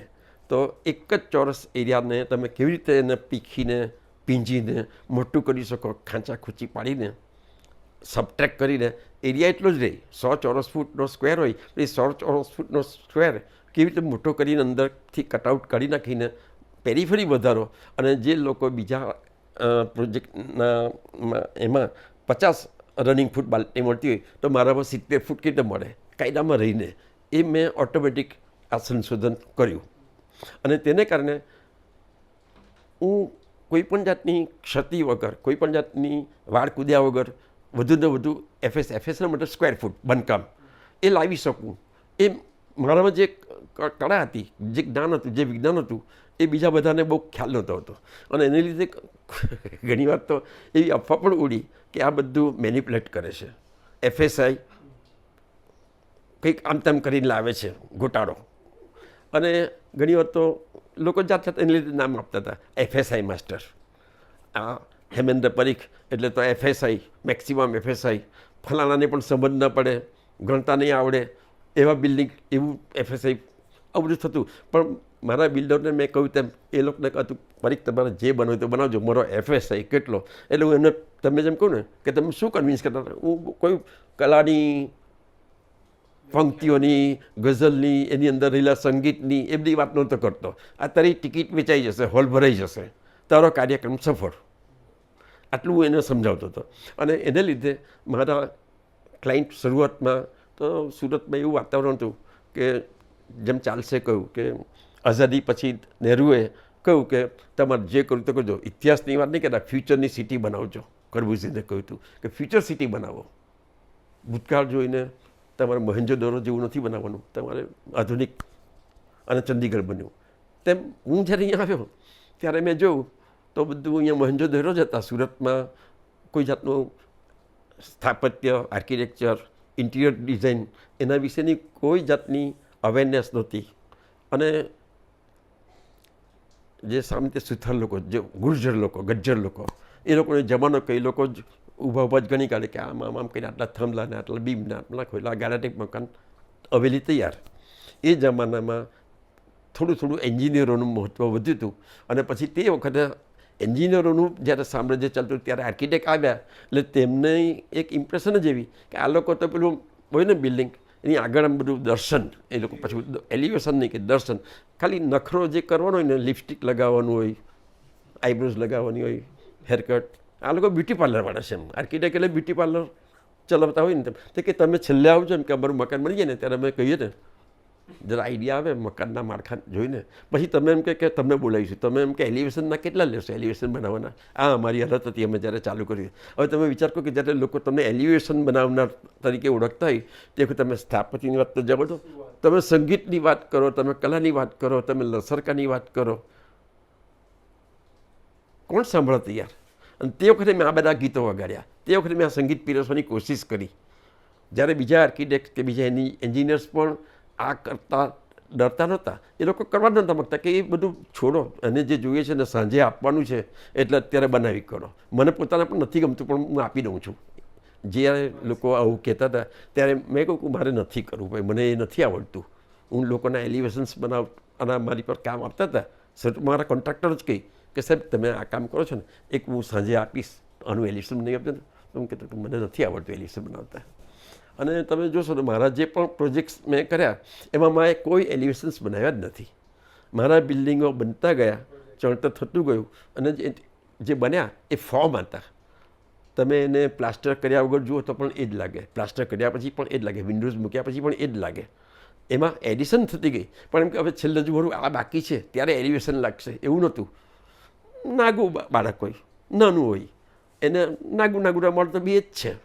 એને તમે ડાયપર પહેરાવો, પછી ઉપર એની પર તમે એને એની પેન્ટી પહેરાવો, ઉપર જબલું પહેરાવો, ટોપી પહેરાવો, ચશ્મા પહેરાવો, પણ એ બધા વગર પણ બાળક તો પેલું સુંદર હોય ને હૃષ્ટપુષ્ટ, તો તમે એને ચુંબન કરવાના જ છો, કેટલું વહાલું છે એમ. એટલે મેં મારા બિલ્ડિંગમાં કોઈ એલિવેશન માટેનો પ્રયત્ન, હા આઈ વોઝ કોન્શિયસ કે મારે આ પ્રકારના ફોર્મ્સમાં આ વોઇડ્સ, આ સોલિડ, આ પ્લે ઓફ વિન્ડોઝ, આ બધું મારે લાવવું છે. એટલે પણ પ્લાન બનતો ગયો તેની જોડે જ એલિવેશન થતા ગયા. કોઈ દિવસ એમ નહીં કે ચાલો બધા પ્લાન બની જાય પછી હું વિચારું કે પ્લાન તો થઈ ગયા, હવે એલિવેશન શું. મારા પ્લાનની જોડે સેક્શન પણ વિચારતો હું જતો હતો ને સાથે સાથે એલિવેશન પણ 3Dમાં. એટલે એકચ્યુઅલી સંયુક્ત રીતે ટોટલનેસ કહેવાય ને તે રીતે મારા બિલ્ડિંગ ઉદ્ભવ્યા છે. હું બનાવી નાખીશ, પછી એમાં એક અર્થ જોડીશ, પછી એક આંગળી જોડીશ, પછી એમાં વીંટી પહેરાવીશ ડેકોરેશનની. એવું થયું જ નથી. બધું બાળક નાનું હોય, ગર્ભમાં હોય, ત્યાંથી માંડીને મોટું થાય તસવીરમાં બધું જ લઈને આવે છે. પછી ધીમે ધીમે વિકસિત થતાં ખબર પડે કે આ સરસ વસ્તુનું નિર્માણ થયું. એટલે તે આપે આ બહુ સરસ વાત કરી પ્રપોર્શન્સ. આ પ્રપોર્શન્સ જે આવે છે એલિવેશન તો આ લોકો કે કરવાનું છે, બટ there is a એમાં એવું નથી કે આપણે કંઈક કરતા જઈએ અને બધું બની જાય તે elevation. You have to be conscious કે હું આ કરું છું ને, પણ ત્યારે પ્લાન દોરું ત્યારે મને સેક્શન ને એલિવેશન અહીંયા દેખાવું જોઈએ કે અહીંયા ખોટી વિન્ડો મુકાઈ રહેલી છે. આ વિન્ડોને આમ ખસેડો તો પહેલાં ઉપરની વિન્ડો જોડે કે નીચેના બાલ્કની જોડે એલાઇનમેન્ટમાં શું થવાનું છે, એના રિપરકેશન શું આવવાનું, એ બધી વસ્તુ 3Dમાં વિચારવી પડે. So conscious in depth understanding of third dimension હોવો જ જોઈએ જ્યારે આપણે 2 ડાયમેન્શનમાં કામ કરતા હોઈએ. 2 ડાયમેન્શનમાં નહીં, 3 ડાયમેન્શનમાં પણ નહીં. હું એની ઉપર બી તમને પછીથી વાત કરીશ. એક ફોટોગ્રાફ છે, ખૂબ સરસ છે, ચાર્લ્સ કોરિયાના વર્કનો, અને એમાં કેટલા ડાયમેન્શન્સ હોઈ શકે તેની પર વાત કરીશ. ગઈકાલે મેં ધ્રુવ જોડે વાત કરી હતી આગલી મીટિંગમાં કે સામાન્ય તમે આર્કિટેક્ટ્સને એવું સમજવામાં આવે, પ્લાન દોરો એટલે 2 ડિમેન્શન્સ, સેક્શન દોરો એટલે 2 ડિમેન્શન્સ, એલિવેશન દોરો એટલે 2 ડિમેન્શન્સ, પર્સ્પેક્ટિવ દોરો એટલે 3 ડિમેન્શન થાય. તો આપણે સામાન્ય 3 ડિમેન્શન સુધી જ ભણ્યા છે. પછી આઇન્સ્ટાઈને કંઈ શોધ્યું કે time is also related to time. એટલે 4th ડિમેન્શન કેમ એઝ ટાઈમ. પછી શું, પછી 5th, 6th, 7th ત્યાં સુધી લઈ જઈ શકે કોઈ તમને? હું લઈ જઈ શકું છું. એ આર્કિટેક્ચરમાં આટલી પોસિબિલિટીઝ છે, ક્ષમતા છે. ઓનલી થિંગ કે તમે સમજો અને સાંભળો તો હું તમને એક આ વસ્તુ ટૂંકમાં કહું કે 3 ડિમેન્શન્સ તો આવ્યા, લંબાઈ, પહોળાઈ ને ઊંચાઈ. 4થું ડિમેન્શન આવ્યું ટાઈમ. આપણને ટાઈમ ક્યારે ખબર પડે છે આર્કિટેક્ચરમાં? કે જ્યારે તમે વાતો કરતા હો મેદાનમાં, ખેતરમાં, ઝાડ નીચે બેસીને, કેમ કે તડકો આવે છે, પછી આપણે વાતો કરતાં કરતાં ઓહ સૂર્ય તો અહીંયા આવી ગયો, આપણે તડકામાં ગયા, ખસતા ખસતા આપણે ક્યાં અહીંયા બેઠા હતા, થોડુંક ખસ્યા, છાંયડો કરતાં આ બાજુથી આ બાજુ આવી ગયા, ત્યારે આપણને સમયનું ભાન થાય છે. તો સમયનું ભાન કોણ કરાવે છે? સૂર્ય, તડકો, પ્રકાશ. અને પ્રકાશને તમે ત્યારે જ સમજી શકો છો, ઓળખી શકો છો જ્યારે છાંયડો હોય છે. તમે છાંયડાને પકડતા ગયા અને તમને ખબર પડી કે તડકો અહીંયા હતો એટલે આપણે અહીંયા આવ્યા, અને એને લીધે તમને ખબર પડી કે હું સવારે 10 વાગ્યાના આવ્યા હતા અને 4 વાગી ગયા કે આટલા. એટલે સમયનું ભાન તમને તડકાએ કરાવ્યું, પણ તડકા એ કઈ રીતે કરાવ્યું? તમે છાંયડાની શોધમાં હતા દર વખતે. એટલે આ થયું 4થું ડિમેન્શન. પણ એને તમારા બિલ્ડિંગમાં કેવી રીતે તમારે એને સમજવું? બારીમાંથી પણ તડકો આવે જ છે ને, હવે જતો રહ્યો, સવારે આમથી આવતો હતો, હવે નથી આવતો, પણ એ નહીં ચાલે. પણ જો it is just like light ચાલુ થાય અને બંધ થાય તો ખબર નહીં પડે, પણ જો ફ્લિકરિંગ થયા કરતી હોય તો તમને ખ્યાલ આવે કે આ લાઇટ છે અને બંધ થઈ જાય છે, એ અંધકાર છે. અંધકાર અને પ્રકાશ, અંધકાર અને પ્રકાશ. આ થતું હોય તો તમને તેની હયાતીનો ખ્યાલ આવે છે. આ એક વસ્તુ થઈ. હવે આ થર્ડ ડિમેન્શનમાં આપણે ઉમેર્યું fourth dimension, that is time. અને ટાઈમને આપણે કેપ્ચર કરવો હોય તો પહેલાં લાઇટને કેપ્ચર કરવી પડે. લાઇટને કેપ્ચર કરવી હોય તો તમે છો એ જરૂરી નથી, તમે અહીંયા તમારું હોવું જરૂરી નથી, તમે અહીંયા છો તે મારે જાણવું એ જરૂરી છે. તો તમે અહીંયા બેસી જ રહ્યા છો મૂર્તિની જેમ, તો મને ખબર ના પડશે, પણ તમે કંઈ ને કંઈક અવચંદય કરશો, કંઈ મૂવમેન્ટ કરશો તો મને ખ્યાલ આવશે. કંઈ પણ વાત કરી મારે એક નાના બાળકને જોવું પડે ને, જોજો પેલું કોઈ અટક્યો નથી ને, પેલું કોઈ તોડી નથી કાઢ્યું ને, પેલું રમકડું કે પેલું સ્કલ્પચર. તો મુવમેન્ટ હોય તો આપણને ખબર. પેલું ઝાડ ખસ્યું, ઝાડ નથી ખસ્યું, છાંયડો ખસ્યો. છાંયડો કેમ ખસ્યો? કારણ કે સૂરજ ખસ્યો. તો તમે જેમ છાંયડો શોધતા શોધતા સૂરજને ઓળખ્યો, તેમ તમારે તમારા મકાનમાં આવતા પ્રકાશને હંમેશા રેકગ્નાઇઝ કરવો પડે. પણ એવો ના હોવો જોઈએ એ રેકગ્નિશન કે તમે તેને લીધે બીજું કોઈ કામ ના કરી શકો. દર વખતે કામ કરતાં કરતાં તમને થયા કરે કે આ તો પણ એટલે પ્રકાશ તો આવતો જ હતો, પણ એની ઓળખ કરવા માટે અમે છાંયડો અંદર નાખ્યો. તો છાપડું મૂકી દેતો તો છાંયડો જ આવી નહીં. અમે પરગોલાનો ઉપયોગ કર્યો. જેટલા પરગોલા મૂક્યા એટલા શેડોઝ પડ્યા. એક શેડો જ ખાલી પહેલાં તો કોટિયાડ હોય એમાં એક ઉપરથી ખુલ્લું છે, અમુક ભાગમાં તડકો પડશે, અમુક ભાગમાં છાંયડો પડશે. પણ અમે એની ઝેબ્રા ઇફેક્ટ જેને કહેવાય ને, તમે રસ્તા પર કોઈ એક પાટો દોરેલો હોય તો નથી જોતા, પણ ઝેબ્રા દોરી હોય તો તમે કોન્શિયસ થઈ જાઓ તમારા ડ્રાઇવિંગમાં, ચાલવામાં, વોટેવર. તો અમે આખી ઝેબ્રા ઇફેક્ટ લાવવા માટે, અને એને ઝેબ્રા ઇફેક્ટ ખાલી પરગોલા મૂકી દો એના માટે તમારે સૂર્યનો પાથ, સૂર્ય આમથી જાઓ પરગોલા મૂકો પણ શેડોઝ કોઈ બીજી જગ્યાએ પડે એ ના ચાલે. એટલે એક તો શેડોઝ પડો છે, અને શેડોઝને કેપ્ચર કરવા માટે પટલ વોલ પણ હોય છે. એટલે પરગોલા મૂક્યા પછી સામે કંઈ જ ના હોય તો એટલે અમે વોલ પણ મૂકી, વોલ ઉપર એક કેપ્ચર કર્યા શેડોઝ. અને એ શેડોઝ જ્યારે સૂર્ય ઘૂમતો ગયો તેમ તે પરગોલાસ પણ ધીમે ધીમે એનો એંગલ બદલતા ગયા. પરગોલાના શેડોઝ તો ત્યાંના ત્યાં છે, પણ એનો એંગલ બદલાય છે, એને લીધે તમે એને રજિસ્ટર કરો છો મુવમેન્ટને. અને આ થયું ચોથું ડિમેન્શન, ટાઈમને કેપ્ચર કર્યો. હવે એની ગહનતા, આ વસ્તુની ગહનતા ક્યારે આવે, વિશાળતા ક્યારે આવે? જ્યાં તમે આ અરીસો છે આ મૂક્યો, આ રૂમ ડબલ થઈ ગયો, આ બારીના કાચમાં દેખાય છે એટલે રૂમ ડબલ થઈ છે, આ વિશાળતા આવે. ગહનતા ક્યારે આવે? જ્યારે તમે ફ્લોરમાં રિફ્લેક્શન મૂકો, કાચ મૂકો, કંઈ પણ મૂકો, શાઇનિંગ ગ્લોસી, એટલે આ ડેપ્થ આવે. તો એ એકચ્યુઅલી ડિમેન્શન, થર્ડ ડિમેન્શનને તમે એક્સેન્ચ્યુએટ કરો છો, ઊંડાઈને વધારો છે કે પહોળાઈને વધારો છે કે લંબાઈને. તો આ શેડોઝ જે છે એને વધારે ગહન બનાવવા માટે નીચે આ ફ્લોરિંગ કરવામાં આવ્યું. અને એ ફ્લોરિંગ એટલે ફ્લોરિંગ નોટ નેસેસરી ટાઇલ્સ, આ ફ્લોરમાં એવી વસ્તુઓ મૂકવામાં, પાણી છે, ટાઇલ્સ છે, ગ્રેનાઇટ છે, જે ઉપરના પરગોલા જે તમે ઉપર જોવાથી પણ નથી દેખાતા તે તમને આમાં પરગોલા રૂમમાંથી દેખાય છે. એટલે જે નથી દેખાતું તેને લાવવા માટે પણ, નીચે લાવવા માટે પણ આ રીતે આ બધા મટીરિયલનો ઉપયોગ કરવામાં આવ્યો. હવે આ થઈ તમારી ચોથા ડિમેન્શન સુધીની વાત થઈ. હવે પાંચમું ડિમેન્શન કયું?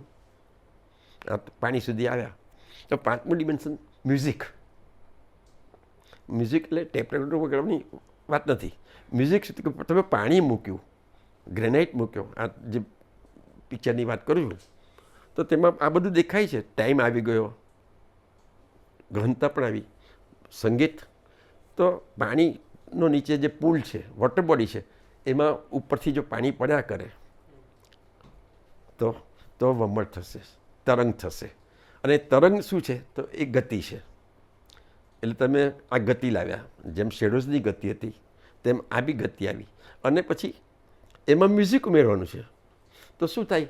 તે ઉપર જે પરગોલાનું અથવા તો જે સ્પાઉટ છે, એ સ્પાઉટમાંથી પાણી પડે, એ પાણી પડે એને લીધે પાણી ઉછળે, પાણીનો અવાજ આવે. જાપાનીઝ ગાર્ડનમાં ઘણી વાર હોય છે, બાંબુ જ મૂક્યા હોય તેની પર પાણી પડે એટલે બાંબુનો અવાજ જાત જાતનો આવે સારેગામાં. તો એ રીતે પાણી પડે છે નીચેની વોટર બોડીમાં અને એને લીધે અવાજ આવે છે. હવે કોન્સ્ટન્ટ એટલો બધો અવાજ તો આપણે કંઈ લાવી નહીં શકીએ, પણ જો પાણીનો ટપક ટપક ટપક એમ પાણી પડ્યા પડતું હોય તો મ્યુઝિક જેવું લાગે. પણ તમે કામ કરતા હો પણ તમે બહાર જુઓ કે પાણી પડે, એક નાની ગાગર જેટલું પાણી આખા દિવસમાં જો ટપક ટપક થયા કરે, આટલી ઊંચાઈથી પડે તો એક તો મ્યુઝિક આવે, બીજી વસ્તુ એને લીધે વેવ્સ સર્જાય નીચેની વોટર બોડીમાં. એને લીધે એ વેવ્સ જે ના કંપન છે એ પરગોલાનું જે રિફ્લેક્શન છે કે તડકાનું કે છાયાનું રિફ્લેક્શન છે એને પણ હલાવે છે. એટલે આ બધી વસ્તુમાં જાન ફૂંકે છે એક પાણીનું ટીપું. આ વસ્તુ અમે એમાં પ્રયોગ કર્યો હતો અમારા ડિસ્કશન્સમાં. ને મેં જ્યારે ત્યાંથી અહીંયા પ્રયાણ કર્યું સુરત, ત્યારે આ બધા મારા ડિસ્કશન્સ જ હતા ચાર્લ્સની ઓફિસમાં. અને ત્યાર પછી તો આ બધું મૂર્ત થયું ત્યાં સુધીમાં તો અહીંયા આવી ગયો હતો. ત્યાર પછી આ બધી વસ્તુ થઈ. પણ ત્યારે મને ઘણી વાર બહુ આનંદ થાય કે આ બધું હું ચર્ચા કરતો હતો ત્યારે ફક્ત કાગળ ઉપર પણ નહોતી, વિચારોમાં હતી, આપલેમાં હતી. એ બધા વિચારો ધીમે ધીમે મૂર્ત થઈને હું જ્યારે આ બધા ફોટોગ્રાફ્સ જોઉં છું વર્કના, અમારા વર્કના, તો બહુ આનંદ થાય. ને ત્યારે આ વસ્તુ છે કે સાંભળી શાયરી તો કંઈ હોલમાં ટોળાની વચ્ચે બેસીને, પણ અત્યારે ગણગણાઈ રહ્યો છું એકાંતમાં. આ તેવી વાત છે.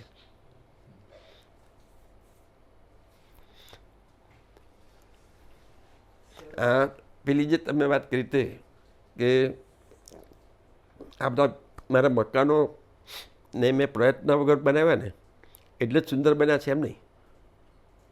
મારા પ્રયત્ન જ એવા હતા કે કંઈ પણ વસ્તુ એક જગ્યાએ એક સારી લાગશે ને એટલે એ ઓટોમેટિક ઊભી, આડી, અવળી સારી જ લાગશે. તમે એના પ્રપોર્શન કે એની જે કંઈ પણ બાંધણી પહેલેથી જ જો સરસ હોય ને તો એને મઠારીને પુશ કરીને પુલ કરીને એને એડજસ્ટ કરવાની જરૂર પડતી નથી.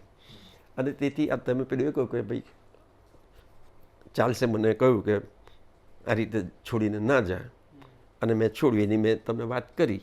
તો ત્યાર પછી મેં કહ્યું ને કે મેં હંમેશા આ રીતે જ કામ કર્યું છે.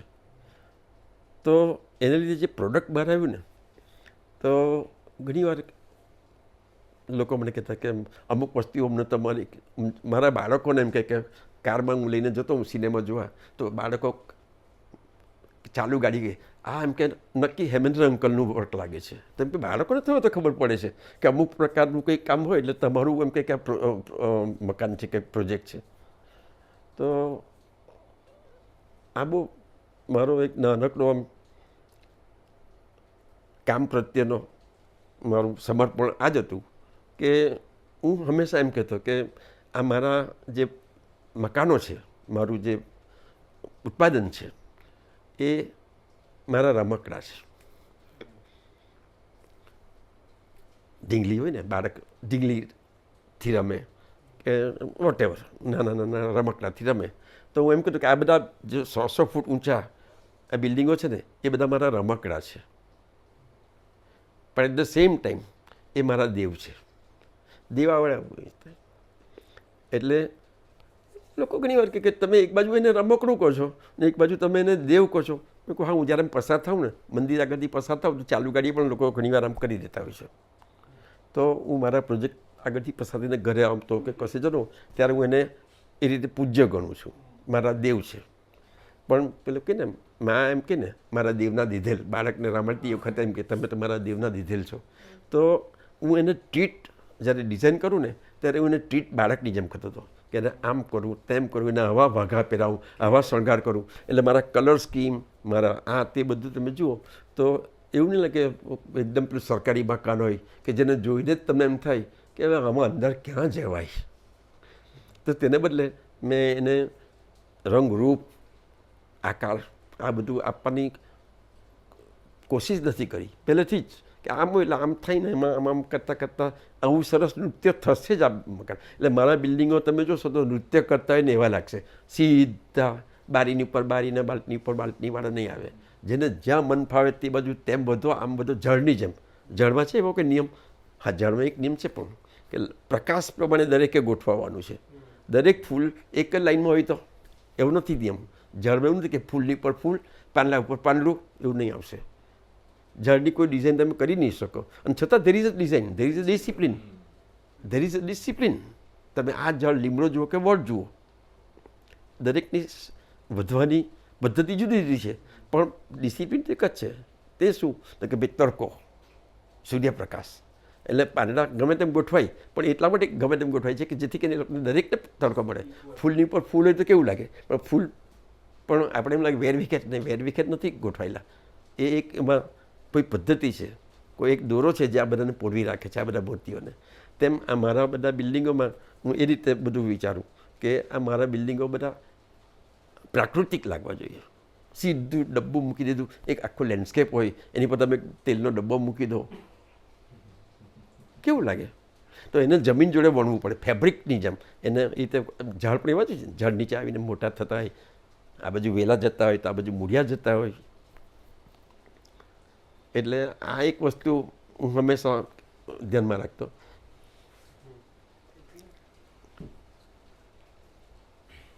કે my buildings are my toys and they are my icons two pre, worship. It is very difficult. નાના બાળકને તમે જોજો, એ રમકડાને અડકવા ના દે. તમે મોટાઓ ગમે તે પપ્પાઓ કે દાદાઓ એક લગાવી દે, તમે એના બિલ્ડિંગને ખોટી રીતે, એના રમકડાને ખોટી રીતે ટચ કર્યું તો, કારણ કે એના માટે ભગવાન છે. એટલે તે એટલે એવું એ રીતનું મારી વર્શિપ હતી. મારા બિલ્ડિંગ, મારે મંદિરમાં જવાની જરૂર ના પડે, એટલું બધું કામ હું આખો દિવસ વર્શિપ એ રીતે જ કર્યા કરતો હતો. સંતોષ થાય મને ઘરે આવ્યા પછી.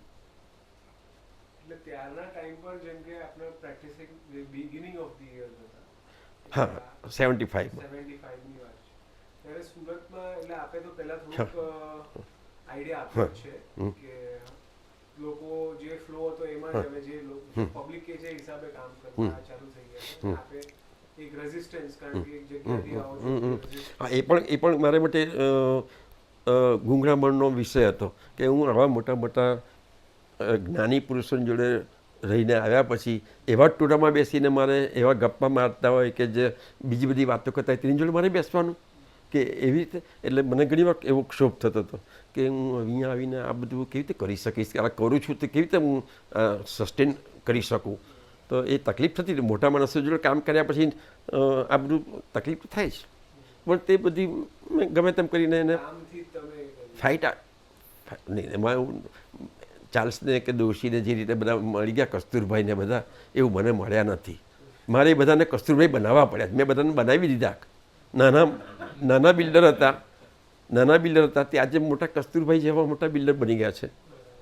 મેં કોઈ એ પણ નથી કરતો, પણ ટૂંકમાં મારે એમને ટ્રેન કરવા પડ્યા. ટ્રેન કર્યા, વોટ ઇઝ આર્કિટેક્ચર. તમને તમારું મળી ગયું ને, તમારો નફો પડી ગયો ને, પછી મને આ કરવા દો. અને ત્યારે એ લોકો પછી એગ્રી પણ થઈ જતા, સારું હું કરીશ. અને પછી છેલ્લે મને કે પરેખ, હવે તમે એક કામ કરો ને, આપણે બહુ લાંબુ થઈ ગયું છે ખર્ચમાં પણ. મેં વધારે પ્રોફિટ અપાવ્યા પછી પણ એમને ખર્ચ વધારે થઈ ગયું બતાવતા. એક કામ કરો, કલર સ્કીમમાં કંઈ આવી જતું હોય ને, 2 પટ્ટા મારવાથી થઈ જતું હોય, ફાયર સરસ લાગતો હોય, તો એવું કંઈ કરી દો તમે. એટલે અત્યારે જે તમે એક ફાયરમાં જે ખર્ચો કરો છો ને, એન્ટ્રન્સ ફાયરમાં, એટલા માટે ત્યાં અમે એક ફ્લેટ આખો આપી શકતા હતા, 2-3 બેડરૂમનો. એ 2-3 બેડરૂમના ફ્લેટ બનાવવા જેટલો ખર્ચો અત્યારે ફાયરમાં થાય છે. અને ત્યાં અમને ફાયરમાં એમ કહે કે તમે 2000 રૂપિયામાં આટલું કામ પતાવી દો ને, 2-4 રંગના ડબ્બા તમને આપી દઈએ, બેસજો. ખરેખર હું બેસીને નરી ગાંધીની જેમ બેસીને પેઇન્ટરને કહેતો હતો કે તું આમ મને તે મને એવા પણ બનાવ્યા છે.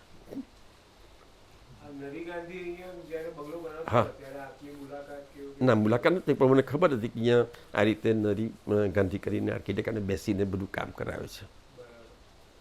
ત્યારે હવે અમારામાં એટલા ડૂબેલા હતા ને, બધે જ જવાનું ને.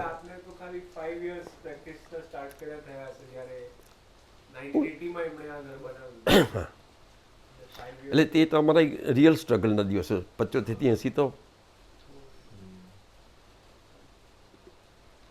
અને એટલે પાસની તો ઘણી સારી વાતો થઈ ગઈ છે, આપની આઈડિયાઝ અને આપના આખા ઘડતરની અને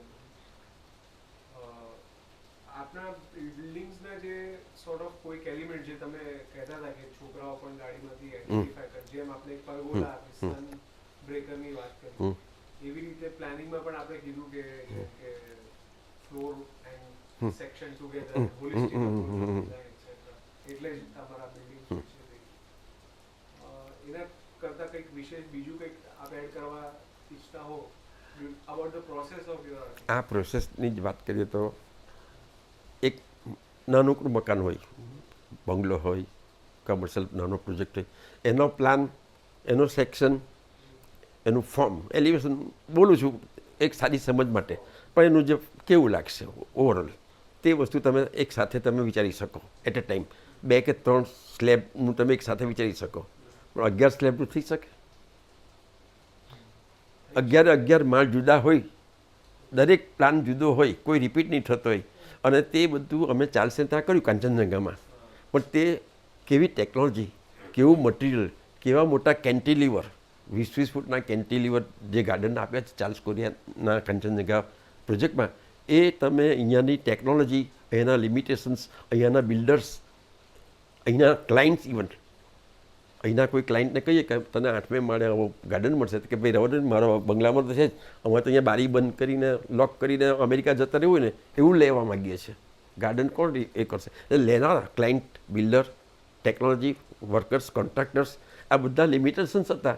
ત્યારે મેં 11 માળ જુદા હોય અને તેને માટે પહેલો તો વિરોધ કોનો હોય ખબર? સ્ટ્રક્ચરલ એન્જિનિયરનો. ક્લાયન્ટને વાંધો ના હોય, સ્ટ્રક્ચરલ એન્જિનિયર કે આ ના થાય. એટલે અમે, you won't believe, 11 foot by 11 ફૂટની ગ્રીડ ઉપર જેમ આપણે સાથીઓ પૂરીએ ત્યારે જે મીંડા મૂકીએ ને, તેમાં અમે મીંડા મૂકીને 11 ફૂટ બાય 11 ફૂટનાથી વધારે કોઈ સ્પાન જ નહીં આવે એ રીતના. અને સિમ્પલ કોલમ, કોઈ એના માટે સ્પેસિફિક ફોર્મવાળા કોઈ એવા કોલમ નહીં. એ 11 બાય 11ની ગ્રીડ પર 13 માળનું બિલ્ડિંગ બનાવ્યું. એમાં જાતની બધી પાછી યુટિલિટી નીચે કમર્શિયલ, ઉપર ઓફિસ, પછી સિમ્પલ, મેં કહ્યું તેમ પહેલાં જે સામાન્ય લોકોને સામાન્ય ફ્લેટ જોઈતા હોય તો 1 બેડરૂમ 2 બેડરૂમના તે પણ આપ્યા, પછી રેગ્યુલર ફ્લેટ્સ આપ્યા, અને પછી ઉપર 4 પેન્ટહાઉસ પણ આપ્યા, 4 બંગલોસ. અને આ બધું 11 બાય 11ની ગ્રીડમાં કોઈ જગ્યાએ કોઈ સ્પેશિયલ એડિશનલ કોલમ નહીં, કશું જ નહીં. અને આ બધા કેન્ટિલીવર પણ કાઢ્યા ને એ બધો મેં પ્રોજેક્ટ કર્યો. ને તે પણ કેવી સિટીમાં, સુરતમાં તો ત્યારે મારું કામ થઈ ગયેલું, લોકોએ જોયેલું હતું. 75થી 94, 95, 20 વર્ષ મેં અહીંયા પ્રેક્ટિસ કરી, છતાં સુરતમાં નહીં ને બારડોલી જવામાં એક ટાઉન, ત્યાં અમે 94-95માં બિનિતા પાર્ક નામનું બિલ્ડિંગ બનાવ્યું. અને એમાં દરેક માળનો પ્લાન લીધો છે. અને એ પ્લાન કરતી વખતે તે વખતે ખબર પડી કે નીચે આપણે આ કર્યું છે, ઉપર શું. એટલે ટ્રેસિંગ જ ખાલી, એક ટ્રેસિંગ ઉપર બીજું, એની પર ત્રીજું, એમ કરતાં 11 ટ્રેસિંગ. તમે માનશો નહીં, પેલી રજાઈ થઈ જાય ને ડનલોપની, એવું મારું ડ્રોઈંગ થઈ ગયું હતું. ને તે પણ સામાન્ય મારા ટેબલ પર, વર્કિંગ ટેબલ પર, ડ્રોઈંગ બોર્ડ ઉપર નહીં, એકની પર એક ટ્રેસિંગ મૂકીને મેં સ્કેચ આપ્યા. અને તે રીતે ડેવલપ થતા ગયા. અને 11 માળના બિલ્ડિંગમાં જ્યારે એક વખતે એકાદ વસ્તુ આમ કરવાની આવી કે આ બારી આની જોડે ક્લેશ થાય છે, કે આ વિન્ડો થાય છે, કે આ ફોર્મ નથી સેટ, એટલું જ કાર્ય કર્યું છે. અને it is a dancing building આખા મારા એમાં. ને તમે જુઓ તો એમાં લાગે તમને કે આ ચાર્લ્સ કોરિયા જેવું છે. પેલા 12 ડબલ હાઇટના ગાર્ડન્સ મૂક્યા છે, વરિન્ડર્સ એકચ્યુઅલી તો એને કહી શકાય.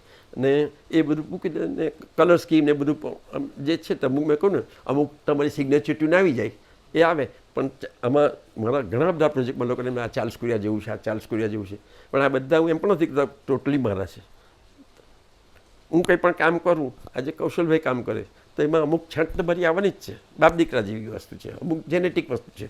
તો તે રીતે મારામાં એ આવે છે. પણ મેં એના કોન્સેપ્ટને ડેવલપ કર્યો છે ફર્ધર. ને ફર્ધર ડેવલપ કરીને એકચ્યુઅલી મારામાં અત્યારના જે રિસ્ટ્રેન્ટ્સ છે એમાં એને હું કેવી રીતે ઢાળી શકું તે પ્રયત્ન કરે. તમે જોઈ શકો છો બિનિતા પાર્કનો પ્રોજેક્ટ. હા હા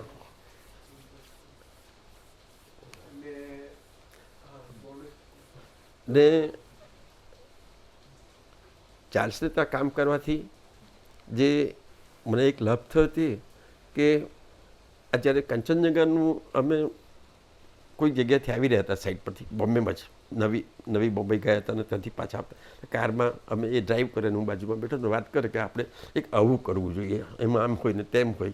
એટલે હું પણ બાજુમાં બેઠો હા બરાબર થાય, થઈ શકે, ફલાણું ઢીકું તો એગ્રી થવાનું. કેવી રીતે હું આમ પૂછતા મેં ઓફિસ પર આવ્યા. એટલે ઉપર આવ્યા એટલે મને કહે don't go to your boat, come in the cabin. એટલે અમે બંને સાથે જ ગયા કે જો પેલી વાત કરતા ને he was so much excited about that dream of Kanchenjunga seed. એટલે એને કે આપણે આમ કરીએ સર. એટલે એને લાગ્યું કે આ છોકરો હવે જમવાનો થયો છે, લંચ થયું છે, અને ખાલી હા પાડે છે, સમજ તો કશું નથી, એ તો સમજે છે પણ જસ્ટ હી ઇઝ એગ્રીંગ. એટલે કે શું સમજો, કેન યુ એક્સપ્લેન. એટલે મેં ત્યાં કે પેપર પડી, this is what you are trying to say. અને મેં એનું જે સેક્શન દોર્યું, જે 2 ઇન્ટરલોકિંગ, એકમાં આમ હોય ને એકમાં આમ હોય, 5 ફૂટ નીચે જાવ એટલે આમ આવે ને 5 ફૂટ ઉપર જાવ બેડરૂમ આવે. This is what you are talking about. He was સ્ટન કે તું મને જે સમજાવવાની પણ કોશિશ કરતી સેક્શનમાં સમજાવે છે. આ બિલ્ડિંગ એટલે તમે આવો પ્લાન ને મેં પ્લાન પણ નથી દીધો, મેં ઇવન સેક્શન પણ નથી દીધું કે આમ આવશે. What you are talking about is this veg. આ બે વેજ એકબીજામાં લોક થયા કરે એમ આમ થાય ને હી વોઝ સો હેપી. એટલે આ જે મને જે ટેવ પડી ને વિચારવાની એ આજે પેલું નવી મુંબઈથી મુંબઈ આવવા સુધીની એ મને એટલી બધી પછી તો એ થઈ ગઈ કે ઘણીવાર તો મને બહારગામ જાઉં બારડોલીમાં જાઉં અને ત્યાં એક સાઈડ જોઉં તો પછી ત્યાંથી હું ઓફિસમાં આવતો બપોરે 4 વાગે, સવારે ગયો 12 વાગે સાઈડ જોઈ અને હું અહીંયા આવું ત્યારે મને મારી જે વિન્ડસ્ક્રીન હોય કારની એમાં હું ડ્રાઇવિંગ કરતાં કરતાં આમ મારી ગ્રીડ દોરાતી હોય અને આમાં આમ મૂકી દો આમ મૂકી દો આમ કરો થઈ ગયો પ્લાન. અને ખરેખર હું નીકળીને મારી જોડે મારો આસિસ્ટન્ટ ચાલતો ચાલશે સ્ટાઇલમાં ચાલતો મારી કેબિનમાં ચાલતો મને સ્કેચ આપી દઉં ને તમે માનશો ને 4 વાગે હું એના કંઈક સ્કેચ આપું અને 6 વાગે એ વસ્તુનું કાચું એક ડ્રાફ્ટ તૈયાર થઈ ગયેલું હોય અને તે જુએ તો કોઈને એમ જ લાગે કે આ વસ્તુ શક્ય જ કે 12 વાગે તો સાઈડ જોઈએ 6 વાગે એનું સોલ્યુશન તે બી 3-4 માળનું સોલ્યુશન આવી ગયું હોય. હા, બંને વસ્તુ ઇન્સ્ટન્ટ ને ઇન્સ્ટિંક્ટ બોથ. હા નહીં બોથ ટુગેધર. આમાં એક વસ્તુ છે જર્મિનેશન પ્રોસેસ. જર્મિનેશન શું છે કે એક થળિયો પડી રહેલો છે કોઈ જગ્યાએ તો વરસાદ આવ્યો અથવા તડકો પડ્યો કે કંઈક ગોળ ગોળ ગબડતું કંઈક ગયું ને કોઈકનું કે પક્ષીનો પગ લાગી ગયો એક નિમિત્ત બની ગયું પગ લાગ્યો એટલે જરા ઊંડું જતું રહ્યું અને પછી તેને તાપ મળ્યો પાણી મળ્યું ને એક નાની વસ્તુ થળિયો ક્યારે ફાટીને એક કૂપળ બનીને બહાર નીકળ્યો એ કોઈને ખબર નથી. અને આને જો વધારે સારી રીતે જો સમજાવવું હોય ને તો માતાના પેટમાં સીડ એ કઈ વખતે એણે આકાર લીધો અને ક્યારે બાળક બનવાની શરૂઆત થઈ ઇવન માને ખબર નથી પડતી. એક દિવસ ચક્કર આવે કે કંઈ એમ થઈ જાય ને લોકો પકડી લે કે બેન શું થયું છે ને બેસાડી લઈને ઘરે મૂકવા આવે ત્યારે ખબર પડી કે મારા પેટમાં અંકુર ફૂટ્યું છે. પણ એ અંકુર ફૂટવાની જે ઘટના છે ને તે ઝાડને પણ નથી ખબર પડતી પ્રાણીને પણ નથી ખબર પડતી. તો આ વસ્તુ એવું છે કે જ્યારે તમને કંઈક સોલ્યુશન મળે છે ને ત્યારે તમે એની પર થીસીસ એનાલિસિસ વિવરણ ના કે હું જતો હતો અને મેં આમ જોયું કે એક સ્ત્રીને જતી જોઈ માટલું મૂકીને અને મને એમાંથી સ્ફૂરી એક શાયરી કે કવિતા એ તમે ત્યાં કહી શકો એ વાત ખોટી છે. એ સ્ત્રીમાં કોઈ કવિતા નહોતી અને એ માટલામાં એક વસ્તુ માખણ નહોતું. એ તમારા મગજમાંથી જે વહેવું ને એને તમે પછી સ્વરૂપ આપ્યું માટલાનું ને સ્ત્રીનું ને માખણનું. એટલે આ વસ્તુ એવી છે કે મને મારી બધી સ્ફૂર્ણાવટ થઈ છે. મેં કોઈ દિવસ ઘણી પ્રેમપત્ર લખે ને તો પેલા પ્રેમીના બેડની આજુબાજુ 50 ડૂચા પડેલા એક આગળના. કેમ તો કે લખું છું પણ કંઈ સૂચતું નથી ને સૂજે છે તો લખું છું ને સૂજે તો મને ગમતું નહીં મને ગમતું હું લખું છું તો મને એમ લાગે છે કે પેલીને ગમશે નહીં. તો 50 કાગળિયા ડૂચા હોય ને તમે માનશો નહીં મને જ્યારે પણ પ્રોજેક્ટ કરવાના આવ્યા છે ને ત્યારે મેં નાના આપણે જે 20x30ના તે બી પેલા ટ્રેસિંગ બટર પેપર એવા 2 થી 3 ટ્રેસિંગથી વધારે મેં કંઈ બગાડ્યું નથી. ને એની પણ કારણ કે હું જ્યારે બિગિનિંગમાં આવ્યો ત્યારે ઓછી આવકમાં સ્ટાફ નહીં જાતે જ કામ કરવાનું ઓફિસમાં અમુક થોડી ગ્રીડ બનાવીને ઘરે લઈ જવાનું વાઈફ એનું આ બાળકોને બધાનું ધ્યાન રાખતી હોય રસોઈ કરતી ત્યારે હું બેઠા બધું ટીપોઈ પર પેલી દોરેલી ગ્રીડ ઉપર પછી ઇંકથી કંઈક આમ બધું ફાઇનલ કરી નાખું ને તે એક ડ્રોઈંગ બની જાય. અને એ મારી એક શૈલી થઈ ગઈ કે મારા ડ્રોઈંગ જે આપતો હતો હું ક્લાયન્ટને ત્યારે એ ડ્રાફ્ટેડ કે અત્યારે જે તમે જે ઓટોકેટ પર દોરો છો ને એવા નિર્જીવ નહોતા. અત્યારે તમારા ડ્રોઈંગ ફાસ્ટ બને છે પણ તે નિર્જીવ લાગે છે મશીનમાંથી નીકળેલી કોપી જેવા. જ્યારે મારા તમે ઘણા જોશો ડ્રોઈંગ તો એ ડ્રોઈંગ એ એટલા બધા તમને પેલી સિગ્નેચર જાતે લખેલો પ્રેમપત્ર હોય ને એવા લાગે છે. એ તમને બતાવીશ એવા ડ્રોઈંગ જોવા માટે. પેલા મોટા પેલા 2 હતા ને સ્કેચ પેડ બહાર છે એમાં હું ખાસ એક લાવ્યો છું. આમાં પણ જોઈ શકો નો આ બધા મારા પ્રોજેક્ટ્સ છે. આ બધા ઘણા પ્રોજેક્ટ્સ છે you can go through them. This is what I was talking about this beneath the park. આમાં તમે જુઓ તો સિમ્પલ ગ્રીડ છે કોઈ મોટો ને એમાં બસ એકવાર અહીંયા ખુલે ત્યાં તમે જુઓ અહીંયા આ ડોટેડ છે એકવાર આ જે ગાર્ડન છે તે એકવાર અહીંયા બને અને ત્રીજી વાર અહીંયા બને એમ કરીને કર્યું. There is no repetition of એકવાર લિવિંગ રૂમ આ બને ને આ બધા એ છે આમાં નીચે આમાં છે. આ બધું આ પેલું લોકડાઉન વખતે મેં બેઠા ઘરમાંથી એક કોઈનો રોંગ નંબર લાગી ગયો મારી જોડે મેં કહું દીકરા તું આ બોલે જ ને ધ્રુવ એટલે તો કે ધ્રુવ હું તો કાનપુરમાંથી બોલું છું. મેં કહું એ મારે બી એક ધ્રુવ છે એટલે હી એકચ્યુઅલી હી ઇઝ હરિઓમ. એટલે મેં કહું મારે બી એક હરિઓમ છે તે જ છે. ના ના એમાંથી કે હું આમ છું તેમ છું. મેં કહું ચાર બંને નવરા છે લોકડાઉનમાં. આપણે બંને લોકડાઉનમાં નવરા છે. ચાલ સારું થયું ડોન્ટ વરી. મેં કહું કે બોલતા તો શું છે ને એમ કરતા નથી. બીજે દિવસે ત્રીજે દિવસે ચોથે દિવસે ફોન આવતા ગયા. છેલ્લે એક દિવસ કહું અંકલ તમને એક વાત, દાદા મને કે દાદા તમને એક વાત કરું. કોઈ શું અમારે બી આવો પ્લોટ છે તો એમ કંઈક આવું થાય કે મેં મારા ઘરમાં વાત કરી કે દાદા તો એમ કંઈક આર્કિટેક્ટ છે ને થાય ને. મેં કહું તું એના ફોટોગ્રાફ ને બધું મોકલજે ને સાઇઝ મોકલજે. સારું. એટલે એણે મને સાઇઝ મોકલ્યું કે બાજુબાજુથી નેર જાય છે ને આવો પ્લોટ છે. અને મેં એને કહ્યું કે સારું તને કંઈ મોકલું. અને યુ વોન્ટ બિલીવ મેં એને આ બધું મોકલ્યું. આ તો હજુ ફાઇનલ ડ્રોઈંગ તે બી આ 6 ઇંચની ફૂટપટ્ટી આવે ને પ્લાસ્ટિકની એનાથી બનેલું આ ડ્રોઈંગ છે. પણ એ બધું મેં મોકલ્યું દે એપ્રુવડ. દાદા તમને મારા ઘરમાં પૂછે કે ફીસ. મેં કહું કંઈ નહીં આપણે એકબીજાને મળ્યા ને. ના ના એ લોકોને ના પાડે પણ કે કંઈક તો આપવું જ પડે ને. હું એ લોકોને કહેજે જે મોકલવું તે મોકલે. યુ વોન્ટ બિલીવ એને 2000 રૂપિયા એમ કે 2000 રૂપિયા હું મોકલું છું તો કેવી રીતે મોકલું. મેં કહું કૌશલભાઈનો નંબર છે એની પર તું મેં ના પાડી. મેં કહું તું તો મારો ગ્રાન્ડસન કહેવાય તું મને દાદા કહીને ના ના ના ના પણ આ વસ્તુ આપણે મારે બનાવી જ છે એમ કે તમારું આ જોઈને તો એમ કે અમે ગાંડા થઈ ગયા કે આવા ઘરમાં અમે રહીએ ને. This is what I was talking about. આ બધા તો કૌશલભાઈ અહીંયા લાવે ને તેની પર પછી કરું. પણ there is one more. આ મને ટીબી થયો હતો 75 અહીંયા આવતાની સાથમાં જ. તમે વિચાર કરો કે તમે દાખલ થયા હો નવું કરવાનું હોય અને તે વખતે ડૉક્ટરે કહ્યું કે ચોમાસું હું આવ્યો અહીંયા ડિસેમ્બર મને ચોમાસામાં મને કંઈ ખાંસી થઈને તેમાંથી ટીબી થઈ એમ ડાયગ્નોઝ થયો. એટલે મને કહ્યું કે ટોટલ રેસ્ટ 125 ઇન્જેક્શન લેવાના વગેરે વગેરે. સારું અને મને હાફ ચડે ઘરમાં ચાલી નહીં શકું એ બધું હતું. તો એક છોકરો રાખ્યો હતો જે આવું બધું કરે તો મેં કહ્યું તું આવી મને ગ્રીડ બનાવી આપ. એટલે આગલા રૂમ પાછું એને મારી જોડે મળો તે વખતે લોકડાઉન જોયું એને મારી નજીક નહીં આવવાનું માસ્ક ને બધું. એટલે ગ્રીડ બનાવે ને હું પછી બેડ ઉપર સૂતો નાના મસ્તા બોર્ડ ઉપર ફ્રી હેન્ડમાં કામ કરું.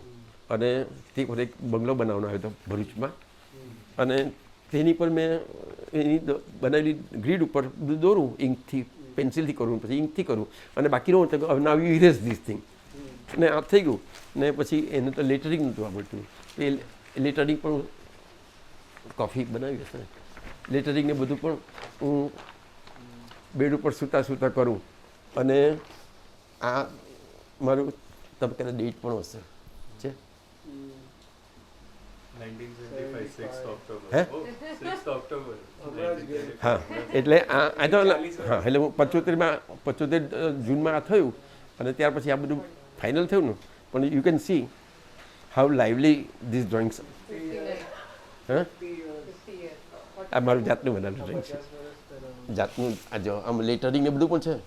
આ બધું લેટરિંગ ને બધું આજથી કારણ કે એ ડ્રાફ્ટમેનની જે મારી 25 વર્ષ 2000 પછીના 50 જેવા 50 વર્ષ જૂનું. આ બધું એટલે આ બધી છે ને મારી મર્યાદાઓને કારણે આ બધું થયું કે મારાથી બેસી નહીં શકાય હાથ ચડે ડ્રાફ્ટિંગ બોર્ડ પર વર્ક નહીં થઈ શકે વાંક આવડીને. તો હું સૂતા આ બધું કરેલું છે. સૂતા એટલે પેલું આ પોઝિશનમાં ને આ કમ્પોઝ કરવાનું. 2 પ્લાન આવી જાય એલિવેશન આવી જાય સેક્શન. હા ડાયાગોનલ ગ્રીડ જે બની તે સૂતાના કારણે બની છે. હવે તમને સાચી વાત કરું આ બનાવ્યું ને ત્યાર પછી તે વાત કરી તે બહુ એકદમ ઇન્ટરેસ્ટિંગ છે કે જ્યારે ખરેખર આ બનાવવાનું હોય ત્યારે મારા મોટા બ્રધર ચિતરંજન પરીખ એને મેં આ બતાવ્યું તો એને કહ્યું કે એક કામ કર. આ જ વસ્તુ એને કરી કે આ તું ચોરસ પ્લોટમાં ચોરસ બિલ્ડિંગ બનાવે છે ને તો 3 માર્જિન તારા જુદા જુદા થઈ જાય છે. They are not continuous. આ એક બને છે આ બીજું બને છે આ ત્રીજું બને છે. આટલો મોટો પ્લોટ છે ગાર્ડન બનાવવાનો છે. Why don't you rotate by 45 degree. અને ખરેખર આ બિલ્ડિંગ બીજું તમને જોવા મળશે કોઈક એમાં આખું રોટેટ થયેલું છે. એટલે આખું આ જે ચાંચ છે તે આમ આવે છે અને આખું બિલ્ડિંગ ડાયગોનલ મૂકેલું છે. એના લીધે આ બધા ત્રિકોણ આકારના બધા સીઓ કવર થઈ. આ સેન્ટરમાં સ્ટેરકેસ છે ને આમાં ખરી મજા એ છે this is wallless planning. There are no doors except bedroom and toilet. આખી કન્ટિન્યુઅસ સ્પેસ છે આ બધી. તે તમે દાખલ થાવ ત્યાંથી જુદી જુદી રીતે તમે જેમ આગળ વધતા જાઓ તેમ એ ઓપન થતી જાય. અને આ બધું ઓપન છે. ડ્રોઈંગ છે, ડાઇનિંગ છે, વચ્ચે આ કાઉન્ટર છે પેન્ટ્રીનું. But this is all one. અહીંયાથી તમે જો તો અહીંયા સુધીનું બધું એક જ સ્પેસ છે. એકચ્યુઅલી વન બેડરૂમ ને ટોયલેટ એ સિવાય કોઈ ડોર્સ નથી, મેઇન ડોર સિવાય. એટલે this is impossible two air condition it. ને પાછું ડબલ હાઇટ છે. This is all double height. ને આ 4 લાઇટ આવે છે, ટોપ લાઇટ આવે છે.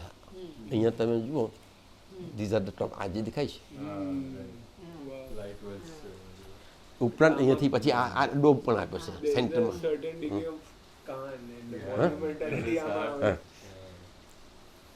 હા હા, એટલે એવું ના કહી શકાય કે બધું કર્બુઝરનું અને બધું ચાર્લ્સ કુરિયાનું જ મારી પર હતું. આ તમે very rightly said, very rightly said. હા મોડર્નિઝમ માસ્ટર્સના બધા તમે હા, આ બધા એલિમેન્ટ આમાં છે. તમે તમારું એકલાનું એક્ઝિબિશન કરી એવું લાગે છે. બધું આવી ગયું. એટલે અમે તો શું છે કે પેલી બનાવી coffee. no amazing very and then pergola and south ને મુવમેન્ટ ઓફ કાર ને બધું. હવે આ તમે ચાર્લ્સના વર્કમાં નહીં જોઈ શકો. હું એમ નથી કર્યું કે ચાર્લ્સને ના આવડે. ચાર્લ્સને લિમિટેશન્સ જ નહીં. એને ખેતરમાં મકાન બનાવવાનું ને આપણે પ્લોટમાં બનાવવાનું, આટલો જ ફરક. but still એટલે એમાં પણ હા, આ તો ઘણો મોટો પ્લોટ છે, ઇન્ડસ્ટ્રીલિસ્ટ છે. વેક્સ ઓઇલ કરીને આવા તો ઘણા તમને ડ્રોઈંગ જોવા મળશે.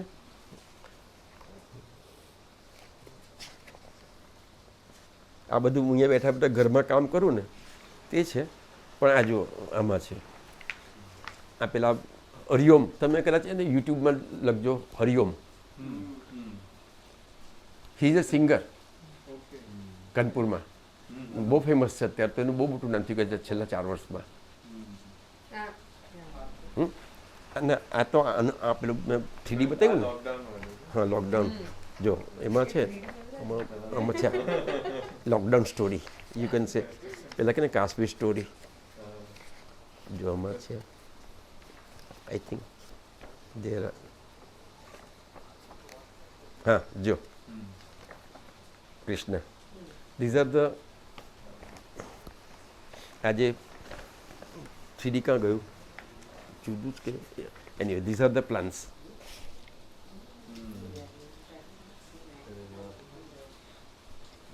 આ પેલું છે ને આ this is TB story, this is corona story. આ there is this બતાવ whole, અહીંયા છે.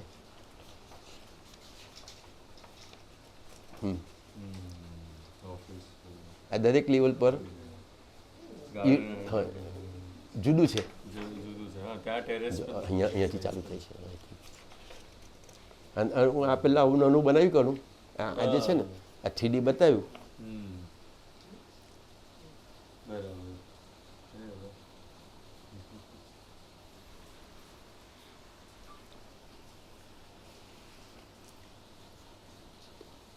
સરસ પડે.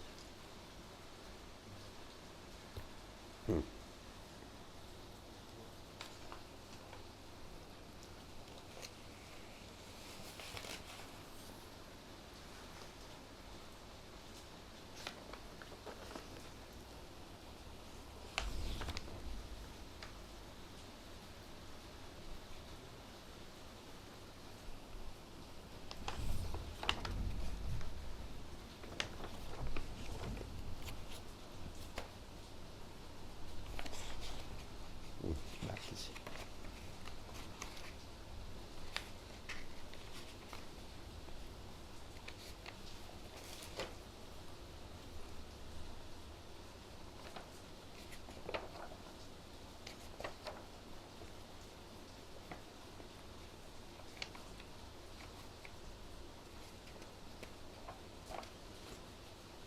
હમણાં તો તે ક્યાં ગયું એમાં જ છે. કાલે.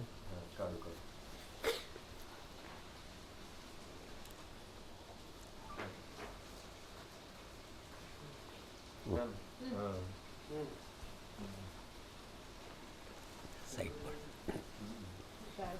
હા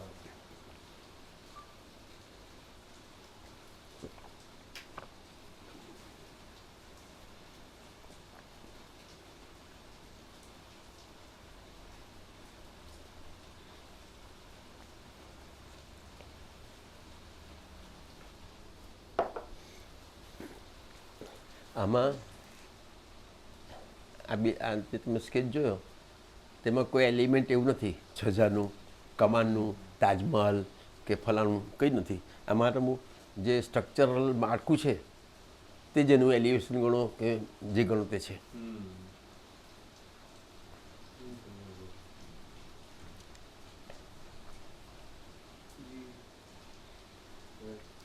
ને આ બધું મેં જાતે આવી રીતે બેડમાં બેઠા બેઠા જ એટલે સુધી કે એમાં તમે યુ કેન સી શોરૂમમાં સાડી આજે તમે ડિટેલમાં સિટિંગ કેવી રીતે આવશે, લેન્ડસ્કેપ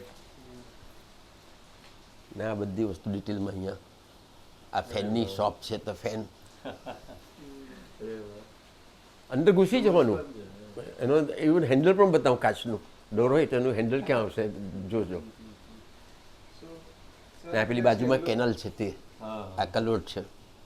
એક અમારું લાસ્ટ જેવું કન્સર્ન હા? હતું કે વોટ વુડ યુ તમે આજના ટાઈમમાં કે આજનું ટાઈમ પણ બ્રોડલી નહીં બટ જે આ modern Ira or hand drone Ira because what we assume that જે વ્યક્તિ હેન્ડ ડ્રો કરી શકે છે તે વિઝ્યુઅલાઇઝ પણ એટલું જ કરી શકે છે.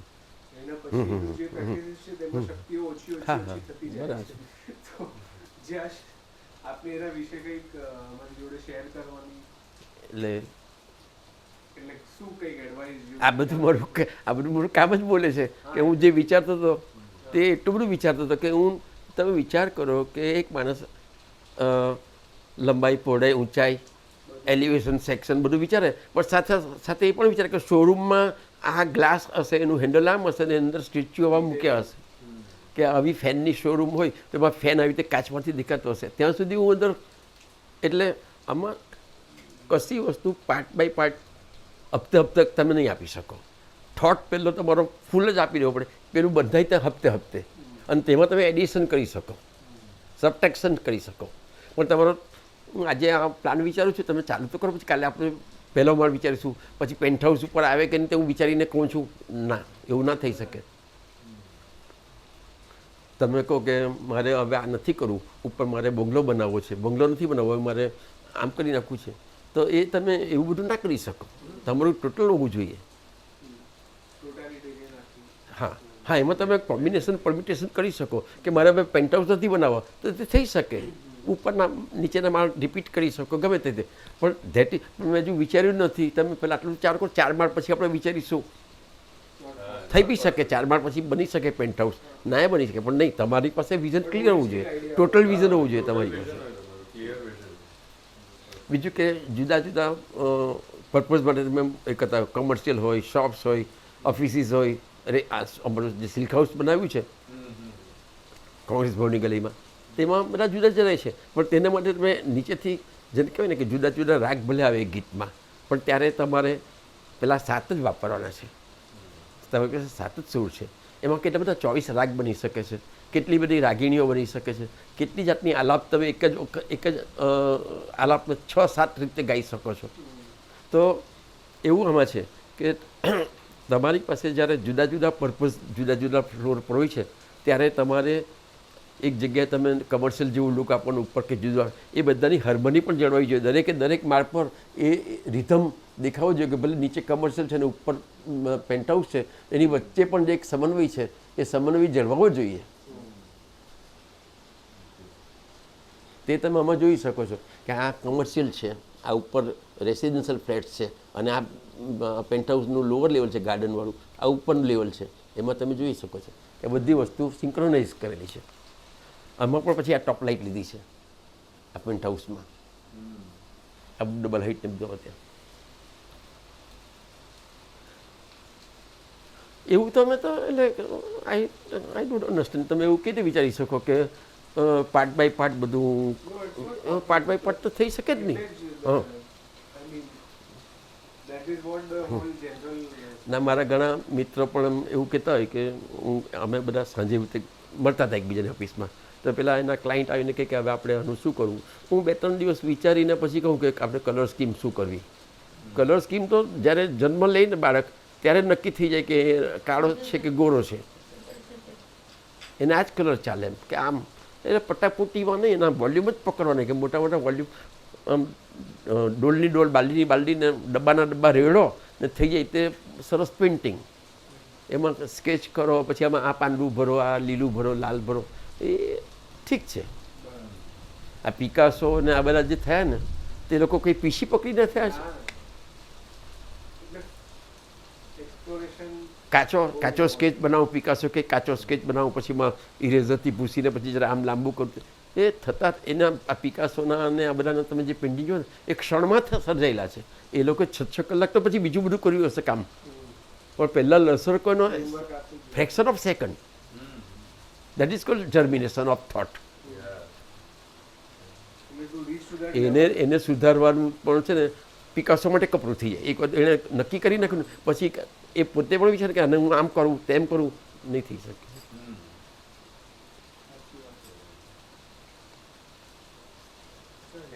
જ્યારે તમે મુંબઈથી પાછા વડોદરા ગયા અને પછી સુરત આવ્યા, તમે બહુ ડ્રાસ્ટિક શિફ્ટ જો હશે. તમે બ્રીફલી કવર કર્યું ક્લાયન્ટેલનો કેવો માઇન્ડસેટ હતો, તમને એમને એજ્યુકેટ કરવા પડ્યો હતો.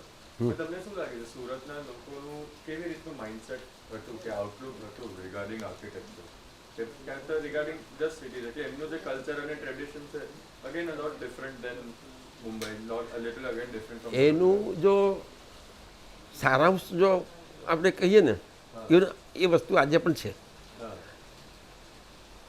આ જે સવાલના જવાબનો એક જ સારાંશ છે કે હું જ્યારે આવ્યો ને ત્યારે જેની પાસે પુષ્કળ પૈસો હતો, એફ્લુઅન્ટ, તે લોકોની પાસે કોઈ ટેસ્ટ નહોતો. અને જેની પાસે ટેસ્ટ હતો, જે અમુક જ્ઞાતિઓ કે જે વર્ગ, એ લોકોની પાસે એટલો પૈસો નહોતો. આ બધું આવ્યું એમાં કે ધીસ વોઝ આ લૂમ્સવાળા છે. અમુક જ જ્ઞાતિઓમાં તમે જોશો, ખત્રી છે, કણબી છે, આ બધા એમાં લૂમ્સને લીધે પુષ્કળ, જરીના કામમાં પુષ્કળ પૈસો, ટેક્સટાઇલમાં પુષ્કળ પૈસો. આખો દિવસ તમે જુઓ તો ખાખી હાફ પેન્ટ પહેરીને 2 સંચાની વચ્ચે સૂઈને પૈસો પૈસો પૈસો જ છાપતા હતા. ને હવે એમને પૈસો આવી ગયો એટલે સરસ કે મકાન કે ગાળા ટાઈપ મકાન છે, આપણે બનાવી ગયું જૂનું છે, તોડીને અહીંયા જ બનાવવું છે, આપણે બહાર ના જવાય, બહાર બંગલો ના બનાવાય એમ. ત્યારે 8વા ગેટ એ તો શહેરની બહાર ગણાતું હતું, આ વિમાન મૂક્યું છે તે. તો તેવી વખતે હા તમારી સ્કૂલ તો જંગલમાં કહેવાય, સ્કેટ. હા, એટલે એવી વખતે એ લોકો પૈસો આવ્યો છે, તમારે જે હોય ને તમે વાપરજો, કોઈ લિમિટ નથી. 10 લાખ થાય તો વાંધો નહીં, પણ તમે બનાવજો ટોપ, પછી શું બનાવવાનું તે એને ખબર નહીં. એટલે તે હતું. જ્યારે આપણા જે બીજા બધા વર્ગ જે છે, જે અહીંયા અસલના જે શ્રીમંત લોકો હતા, પણ તે લોકોએ ચેન્જ ઓવર નહીં કર્યું આ બધા ધંધામાં. એ લોકોની જૂની પેઢી સંભાળીને રહ્યા, એટલે એમની પાસે પૈસો હતો પણ એવો એફ્લુઅન્ટ નહોતો, પણ એ લોકોની પાસે ટેસ્ટ હતો. હા, અને તેને લીધે એ લોકોની પાસે ટેસ્ટ હોવા છતાં એ લોકો એ વસ્તુ માગી નહીં શક્યા. they couldn't afford. Venture capitalism અને the other one, Ahmedabad was venture capitalism. ત્યાં જે સારાભાઈ બધા પેટ્રન્સ હતા તે ટુવર્ડ્સ ફ્યુચર જોતા હતા, અને બોમ્બે સાઈડના પેટ્રન્સ હતા તે ટુવર્ડ્સ કમર્સ જોતા, કમર્સ.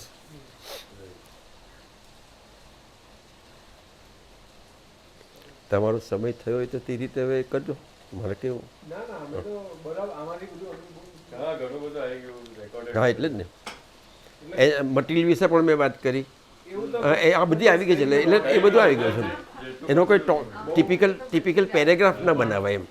ઓફિસે નથી આવતા, પણ હું કોઈ સાઇટ જોવા ગયો હું કે કોઈ સાઇટની ઇન્ફોર્મેશન આવે તો હું એમને ઇન્ફોર્મ કરું કે પપ્પા 50 by 50 ફીટનો પ્લોટ છે, એક રેસિડન્સ છે, આટલા બેડરૂમ, આટલું આ રિક્વાયરમેન્ટ્સ એમને ફોન પર ખાલી કહી દઉં, નોટ્સ બતાવી દે, રોડ બતાવી દે, સાંજે અથવા તો કોઈ સ્કેચ કરીને એમને ફોટો મોકલી દઉં તો હું મારા કામમાં કંઈક ને કંઈક કહું. સાંજે ઘરે આવું તો આવો પ્લાન રેડી થઈ જાય. અને ઘણી વાર એવું થાય કે 2 દિવસ 3 દિવસ થઈ જાય અને એક ઇન્ક્વાયરી ખાલી આવી હોય ને મેં એમને શેર કરી હોય પણ પછી એ પ્રોજેક્ટ આવ્યો પણ નહીં હોય ને હું સ્ટોપ કહેવાનું ભૂલી ગયો હું તો એના 3D પર્સપેક્ટિવ બધું બની ગયું હું પપ્પા સોરી એક લાઈન તો કર્યો. ના ને આ મેં કહું ને કે હું બારડોલીમાં સાઈડ જોઈને આવું અને સાંજે પાછું શું થતું હતું કે એક મારો સ્ટાફ મેમ્બર હતો એ બારડોલીથી આવ જાવ કરે એટલે એને હું પેલું